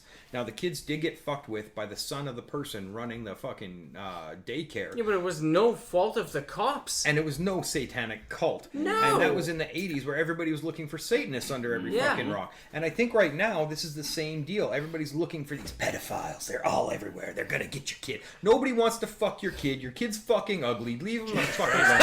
Like, I hate, no, like, Pat's hot take on children. Yeah, Does well, not no, find them yeah, attractive. like it's getting to the point Never where- seen an attractive one once. like, you know, you're on the internet, you see some fucking conspiracies, and the biggest trope from forever, it's like, what about the children? Those people are going to invade our country and kill our children and take our women. It's like, that's the biggest fucking, like, way to attack you on the most root level of your psyche, where it's like, your children and your partners are going to be fucking murdered and your safety's going to be taken away. What do we do to protect it? We keep you in fucking fear so you don't really improve your lot in life. And the more we can keep you in fear, you're going to vote for the fucking Cheeto again, because the QAnon fucking conspiracies is Donald Trump is the saving grace to save the babies against the pedophile conspiracies. These people are fucking idiots, and they got to stop doing this. I'm pulling a knife on you. Stop doing this. Can Like where this is getting. Let's amp it up. I'm gonna Are you sure you haven't been drinking too? Yeah. I'm gonna tread some delicate waters here, and I hope you guys are ready and willing with me here. So I work with this dude, and I don't care if he ever heard this or not. I kind of came across this kind of motto in the last little bit that I shouldn't say anything that I wouldn't say to you in face, you know, like in person, which kind of comes off as don't say anything if you don't have anything nice to say. Dave, you're a douche. No, I would like to berate you a little bit. I really just want to tell people what I think of them. And this fella, in particular, he's a huge Bible thumper. Oh. And, like, I don't know how I want to say this. You don't have to. You can No, do whatever you want. I was on the want doll you where to. you Do cut what thou wilt, motherfucker. You know how, like, so we'll give it 5-10 years. You know, people used to say, you know, you used to bash gay people. Oh, okay. Quite often, you had some homosexual tendencies yourself. Okay. This guy bashes pedophiles like there is no fucking tomorrow. To the point where I'm kind of getting this Roger Daltrey vibe where he is, I'm not a pedophile, I'm looking at the pedophiles, I'm watching them, I need to see this so that I can stop them. This is my research. This terabyte of like child pornography. Yeah, this is all this research. They say like serial killers. That's the same thing. Like they insert themselves into local police departments and ways that they can be near it, So and then to loudly go, "Oh, I'm so not this. I'm part of this," and it's not even. I don't know if it's a survival mechanism or a way to try to blend in, but I think it's almost like it's like a compulsion where they have to. It's like, no, I need to hide this from everyone, so I have to be as loud as I can. Yeah. So for the everyone knows I'm QAnon, not that. for the QAnon people that are out there that might be even listening to this, they never will. But there's pictures of Trump hanging out with Epstein, Yeah. chilling Pictures, with Epstein, videos. Fucking Mar-a-Lago, he was a fucking he's car wishing member till he tried Ghislaine- fucking one of the other members' kids. He's wishing Ghislaine the best. Like a Beach Boys song. He's giving fucking Ghislaine his best wishes. A Hanging child. out in Mar-a-Lago. Sorry. Yep. Best wishes for Ghislaine. Best wishes for a child sex trafficker, you know, from the President of the United States, who has photographs with a child sex trafficker and child sex abuser, and you think he's the great white hope to save America from the pedophile conspiracy. He is the pedophile Because conspiracy. he's inside of it. That's how you fix it. Fuck you me. can't kill a system from the outside. You have to already be there. And then when it benefits you, you work against it until it gets you. It's him going for the evangelical, Christian right. Yeah. That guy's the furthest thing from a fucking Christian. I feel like any there's sense of the not fucking one word. evangelical who considers himself one that would ever have muttered the phrase "grab him by the pussy." Yeah. What It doesn't is- need to be any more than that. You need to even talk Pat, about it. Well, Pat, what is the greatest enemy to the evangelical white Christian complex in the black U.S.? Satanists. Kanye I mean, Oh, he's talking Yeezy. Yeezy. This is magnificent. I'm really glad that you brought up Kanye West about this. Kanye West. Because I also have a West is Kanye thing Satanist? to mention. No. Listen to this I now. didn't know about that, So actually. I believe it's in Wisconsin. The Trump campaign has been suing a local TV station for what they say they've been running these ads that are anti-Trump. So they're using this local lawyer to sue this television station. This same lawyer who's working for the Trump campaign on fucking, I think it was Friday this last week, right before 5 o'clock when the offices shut down, files the paperwork to put Kanye West on the presidential ticket in that state. This is someone who works for Trump doing this for Kanye for some reason. And here's the reason, folks. Because they think that if they give another option for black people to vote Yes. for, that'll take from the Split Democratic the nomination, Democratic. and then Trump will still have his base votes coming in, and it'll just benefit him. That's exactly why they're doing it, and they're doing it out in broad fucking daylight. Like, there's video of the woman walking in, and she's like, well, "This is what I'm doing," and you're like, how? How is that not a massive conflict of interest when you work for two different presidential campaigns? Massive conflict Speaking of of interest conflict, is putting in a huge donor to his campaign as running the United States Postal Service, who suddenly shuffled the upper echelons of their executives that slowed down all of the mail-in ballots. Like, Well, it's slowing down mail in general to make it look like it's deficient. Yeah, So when they go to use it, they go, absolutely. well, look at how shitty the mail system runs. Yeah, we can't because do the you mail-in. purposely hobbled it. yes, that's exactly it. Talk about a conflict of interest. This guy's being outed as doing all of this fucking stuff, Yeah. and they're like, he's our hope. He's our hope. He's fucking manufacturing a dictatorship. And it fucking blows my mind that it, like, the American people aren't doing something about it in a real fucking way, you know? Well, and I mean, under the normal checks and balances, they did. They impeached him. Yeah. And one part of the government decided that, well, I don't really agree with that, so now you're not removed. And that's as simple as that is. And because it benefits them, because they're trying to hold on to their positions. That's all there is to it. It's not for the greater good. It doesn't make anything better to not hold somebody accountable when they've been shown that they've broken the rules. As they were. It's nuts being a Canadian and just watching the dumpster fire happen down there. And Well, and we got our own fucking issues too. Well, we You do. know what I We mean? You want to talk about definitely people who do. can't obey the goddamn Absolutely. fucking rules. yes, We yes. got them up here, man. It's a grim fucking time. And what's insane is like the veil the transparency is there now, like where it's like you just see this shit That's a good happening, point. right? It's not hidden so much, and we can be outraged about it. But you're like, well, this is how we always did it. And you're like, yeah, and that's what we said, but we were always pissed off about it. No one was happy that this is how it was always done. And now that we see it out in the daylight, we're like, well, yeah, that's what we've been fucking saying. They're like, yep. That's a good So point. what? You know, okay, that's what a you really gonna good do point. about it? I'm seeing a lot of new activists that are popping up online that are just being exposed to things like police brutality or elite corruption or child abuse, child trafficking, human trafficking. And these are things that the punk community has been talking about since the 80s. Like, I want you to realize something for a second here. Coming from my perspective, your grandpa. I am. I'm Your old. grandpa. Oh, Grandpa, Jesus. So Can I just be a great uncle? when cool uncle, sure. When it comes time now to be upset, to be angry, Yep. and you're our elder voice of reason, or shit. you're I'm the not one voice of who I reason. look up Christ. to Really? guide me That's in not great. a troubled time politically. That's not great. As You need better guidance. as the old, like, heavy conservative side tends to die off here, at least. True. Are we going to be guided into more of a, I don't want to say socialistic, but But left-leaning society, more than likely, Left-leaning, because yeah. that's how things. That's how things. If they're not being manipulated by a small group that control everything, that's how things naturally fluctuate. and I if think you look you at go right-leaning for a Saskatchewan while, then you as- go left-leaning for a while. yeah, you, look then at you go back Saskatchewan and as a forth. province. And that's what we've done. You for sure. had it as all of this massive. It really was socialist back in the day when Mm-hmm.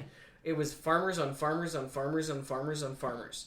Now you're seeing farmers building massive monopolies on here and here and here and here.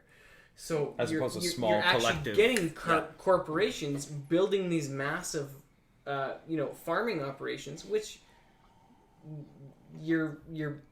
they're international, they're whatever corporation you want them to be. Mm-hmm. It's not very local anymore. It's not very left anymore. It's not very. I think It's not of the community so much. It's not anymore. of the We have a lot of community, CEOs yeah. for companies that they have to force Absolutely. them to have offices in this province. What I think is going to happen is you're going to see a shift towards one of two things, and both have their problems. Where you're going to see a shift either towards like a social democratic model, which is my hope, is that we've got like there's a limit on capitalism, but we also have a really functional and substantial social safety net where there's healthcare, increase in healthcare, increase in social spending.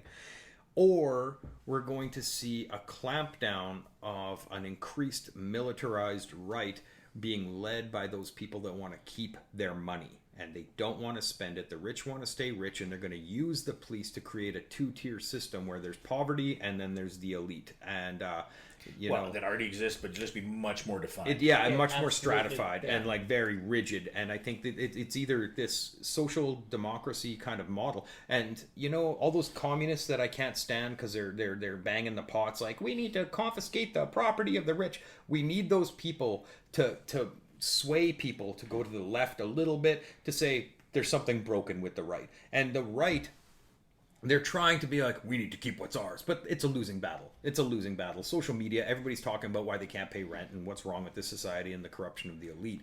So we're gonna have to figure out a new model. And I think the Nordic model of like a social democracy where these things are working, where everybody pitches into the common good, there's high taxes, but you have a whole bunch of like maternity leave, paternity leave, paid holidays, Your early standard, retirement. your quality of life is so much high. more and consistent. The minimum of it is so much higher, and you'll never fucking go below that. But the thing about that is you need to insist that everybody part of that society contributes. Because if you show up and you just want to draw off that system, the system is corrupt because the people that are paying into it are that's being in the taken way into. you can. A lot of times those systems are also pretty adjustable for the way that you contribute. There's lots of other jobs that no, this is how you contribute. There may not be insane innate amount of value in it, but it still contributes back to the community. It gives you purpose. And I think, and most people, when you're raised around that, you want to do that. Now, when you're raised around, fuck the system, I have to fight against it all the time. Oh, man. Then you don't want to do that, right? A person who Canada works for understands if we all work for a better Canada. Now, from my reading that I've found out that those Nordic models only operate because they are very strict about who can come to their country. You can't just show up without skills. You can't show up without being a contributing member. They're already carrying their own weight of those in their society that are of that like, no, I don't really have that much of a skill, or I've got some you can't come in physical and draw reason off of this. why I can't contribute on the same level as everybody else. I think we were talking about that. I guess. Like, if I've got a house, right, and I've got like my family, and I'm working and B's working, and I'm feeding my daughter, and I'm feeding my pets, and my daughter says, "Hey, I've got a friend who's homeless. Can she move in?" I'm like, "Okay, here you go. But you guys should help with some chores, right?" But then all of a sudden, she's got some cousins that need to move in, right? 2 more. She's got cousins that need to move in, and they want to bring a couple other pets. So my house is like, okay, where are we going to start putting these people, right? Like, okay, you can sleep on the couch. You can do 2 in a room. We're going to have to build some bunk beds. Oh, we got more people that need to come in. Okay, then, well, fuck, I only make so much money to feed everybody and to pay the mortgage here, and everybody's going to have to start contributing to this. And in a functional society, everybody realizes that we all need to contribute. You can't have the people that aren't contributing saying, gimme, gimme, gimme, or you can for a little while, but you're going to need to eventually give into this entire functioning system. Yeah. Otherwise, it's a few people that are working their ass off carrying the people that don't.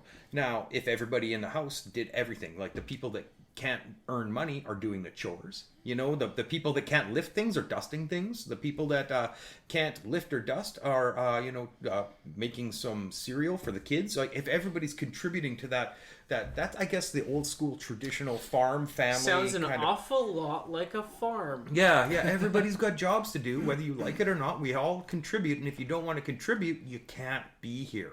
Now, is that fascist because you're like anti-immigrant, or are you even anti-immigrant and you're saying, hey, come here, but you need to contribute? If you're here, you need to contribute, and if you don't want to contribute, you can't be here. Like, how do we approach that? You know what I mean? You put them in gulags? And it's tough though, because a lot of times those people, it's not just, I had a pretty good life over here, and I think I just want to go to a different country and try. A lot of times factored into that is they're escaping some war-torn bullshit. So then you're like, 100%. okay, well, not only are you running from something where you couldn't just stay and continue on your own path and try to make your community better. It's just not an option. Yours is totally fucked. Well, then how do we accomplish Well, that would be right? like my daughter saying, hey, somebody's got an abusive family over here. We need to take them in. Okay, I've got that heart. I'm like, fucking yeah, for sure. We got an extra room. We'll empty it out. Now our cousins need to move in because they're coming from a fuck situation. After a while, how much can I carry them? And I'm good to go as much as I can. But if all of a sudden... But that's on a small scale too. Like, if it's on a bigger scale, well, then those also become communities a lot of times that have their own grocery stores and have their own convenience stores and have their own car dealerships eventually. And it may come out of a place where there wasn't that. They may end up just stuck in a part of a city where it's like, well, this is where the cheapest rent is, and there's no fucking amenities. Okay, so once I'm here, well, now I got to figure out how to build a grocery store for all of my cousins that are coming over, and we're going to do that. And you see that happen lots. Well, for sure. Which is an interesting way of adjusting the urban landscape when it's like, well, this doesn't seem like it generates any income. Well, then you move these people in that don't have a place someplace else, and all of a sudden they make a community there. So that would be like the equivalent of these kids all moving into one room, and our room, and we speak our language, and we're not part of the bigger house, but thanks for the room. I would love to see a system where everybody recognizes we're in the same house. We're all working together. Well, see, I think that comes eventually to the bigger part of the community, but it starts out small. Oh yeah, for sure. I think it starts out small for generations, right? Maybe 2, 3, 5, however many it takes. See, I think so that's eventually you have people commingling where it's like, yeah, I go to the school in my area till I was in grade 9, and then I went to school in a different part of town, and when I grew up, my parents only spoke this language. I'm around these people that speak this other language, and then you start generationally, you see that commingling, and eventually it isn't just that I stayed in my neighborhood. Well, eventually some of us moved to the suburbs, or some of us moved to this other part, and then we're split up more. And I think the concern of the right is that they see on a tangible level a lot of people that are drawing off of these systems of social benefit without contributing to it, or even where they're taking advantage of it and having like a crime rate that isn't like, sorry, you came into my house but you keep stealing from me.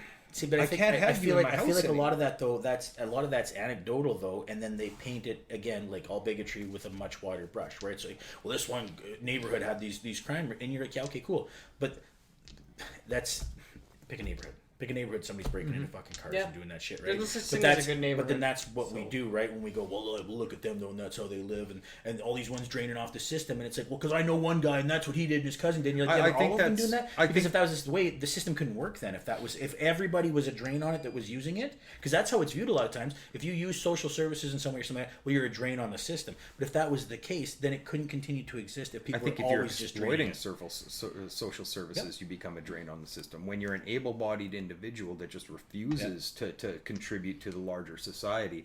That's why these social democracies only work if everybody contributes. You can't have a social democracy when people just decide that they don't want to get, okay, I'm above being a street sweeper. Okay, what job do you want? I'm not going to do that. Well, what are you going to do? I'm going to sit on my ass. I'm going to play my guitar all day and smoke weed. That's what I want to do. But do you want to make money playing guitar? No, I don't want to do that either. What the fuck are you doing even for that's us? anecdotal though. Like, I mean, is that 20% of the people who do that? Like, because my experiences with it is a lot of times single mothers still working at gas stations and needing That's that a money. tragedy. That's fucking ridiculous. That's what I'm There's saying no though. way. But that's who it's for. That's who that system's for. And you can argue that people that are using it not appropriately, absolutely, are abusing it. But I don't think that's 40% of people on those systems. I don't think that's 30% of people. I think that's when you got a group of 10 friends and you know one guy who's a dickhead. Well, yeah, that's that guy. Okay. You know what I mean? 10 to 15% maybe. Like you've got. That's what I'm saying. I don't, and then I think that gets blown out of proportion because again, a lot of people don't think of it in the fine detail like you are, where you're like, well, no, if you're going to abuse it, a lot of people only go to people that use that system. They're that guy. Mind you, that's an I don't see the rest of it here locally. It could change via province or whatever, so you can't say for certain how it is Canada-wide, but I understand. Now, a lot of these problems would be fixed if we could properly tax the ultra elite billionaires and corporations. That's the whole thing, fighting sideways instead of looking up to who's pissing on you. So, and I don't even know what political system that would be that would properly tax the billionaires and give it back to the people. Is that a properly run capitalism? Is it a new model capitalism? Because it definitely isn't communism where you just take all of their stuff and you give it to the working class. Well, what does the working class do with the I refuse to work class, or the unworking class? So even in communism, if you got the utopian communist society where we all work as part of the great huge unity, well, okay, what about the people who say, fuck it, I don't want to? They have to go to gulags. They have to go to the fucking prisons because you don't want to contribute to the society. As much as somebody who could exploit the society for financial gain, you're exploiting it for financial gain. Now, I don't even know what political model it would be like, hey, fair taxing of the ultra rich and feeding those people that need that. You know what I mean? Like a base income with a benefit for those people that want to work harder. So nobody starves, nobody goes homeless, nobody has, no access to communication. You give you your base income and then we tax the rich to afford that. But if you want more, if you want a nicer TV or you want a nicer car, go get a fucking job. Go work and you can become a millionaire in this system. But you can't quite get to be a billionaire. 999 million is where we cap you. Right? And once you get to a billion... Is that cap you or... Yeah, exactly, Yeah, so I don't know. Andy cap you? What system that would be, I don't even know. It seems to make sense. And every once in a while, like NDP put out that platform where we want to tax the ultra-rich. And we want to give that to social programs. And I'm like, fuck, I'm getting behind that. That's a really good one. And they had an environmental program. But the NDP's problem is they've traditionally taxed the middle class. They've taxed the working class. And where's that social programming go? It's not really going to the social stuff that needs to be happening. It's going to their pockets. Yeah, well, there's also, the elite political class, which, don't encourage power seekers. At what point in your life do you have so much taken from you that you decide to take it back? Well, it depends. I'm not saying from like generationally? Well, no, any political party, any one person, any government, whatever, whoever has taken so much from you wrongly, do you just decide that's enough, I'm going to take it back? Whether it be a shrub or a pane of glass or a mailbox. A shrubbery. Well, there's a lot to be said for intergenerational trauma. If you've come from a culture that has been fucked over for generation after generation by a system, sooner or later you stop supporting that system. And that's why I think it's necessary for a new system to be introduced that actually appreciates everybody's trauma and tries to heal that trauma and integrate everybody into one better society. I'll give you a reasonable example here. And this is hypothetical, but so I've paid plates for my car for years and years and years and years. Antique plates, whatever. Mm-hmm. And one day I say, fuck it, I need a muffler for my car. And I just break into SGI Salvage, climb over the fence, just go take it. Mm-hmm. Because it's the government's. I pay them. Yeah. It's mine anyway. Why don't I just go grab it? Yeah. Who's it hurting? With the system. the system that's there to maintain. System Yes. hurts. The system. Well, that's true though, because if you just take those things, well then the people who pulled them out of the cars don't get paid, the tow truck drivers don't get paid. Oh, well, they're government employees, the they guys get who put them paid. out of there. But They how can no does, longer But if you have a afford to functioning, if you have a properly functioning government, though, it should be self-sustaining through the industries that it supports. Should be. The vehicle taxation, licensing, it's one of the most ridiculous things that I've ever fucking Especially seen. here. Yeah. Yeah, it's like I'm paying like I think $185 a month for the right to ride my motorcycle for a month. That's fucking ridiculous. That's fucking ridiculous.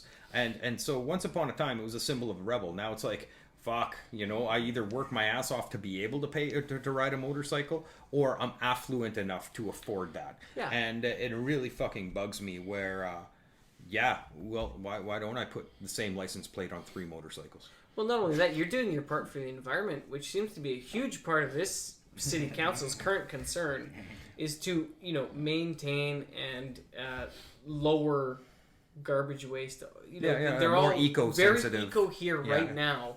But motorcycles, we get no concessions for motorcycles No. at all. I think it's because of the damage or the injury claims that SGI says that Yeah, they have 'cause to pay out every time some guy on a 5 people a year 800cc get really fucking sport fucked up. bike smashes. Caused by negligent drivers running over them by not looking when they Yeah. change lanes. Again, no fault of the rider, but because of what they're doing, it's inherently more dangerous. Not even what they were doing, what they were riding on.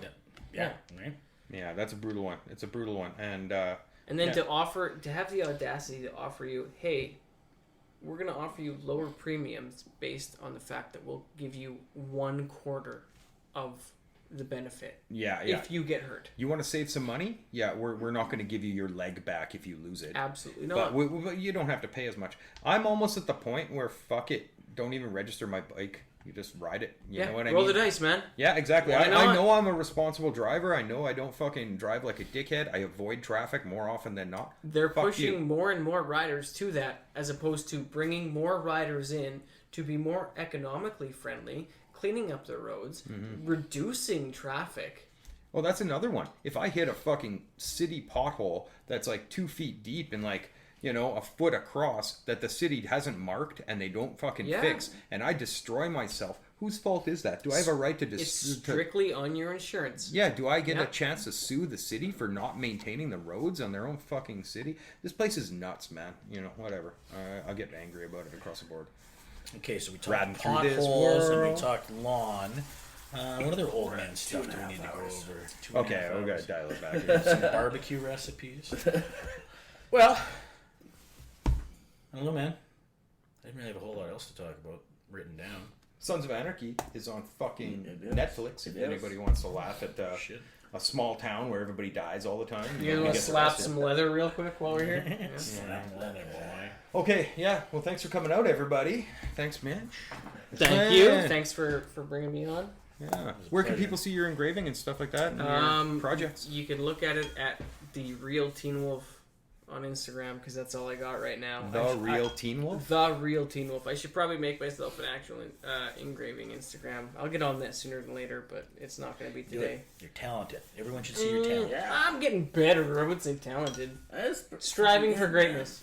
Yeah, it's a little bit better than yesterday. That's right. That's every my every favorite. piece is one piece better. Looks like seeing you again. Peace out.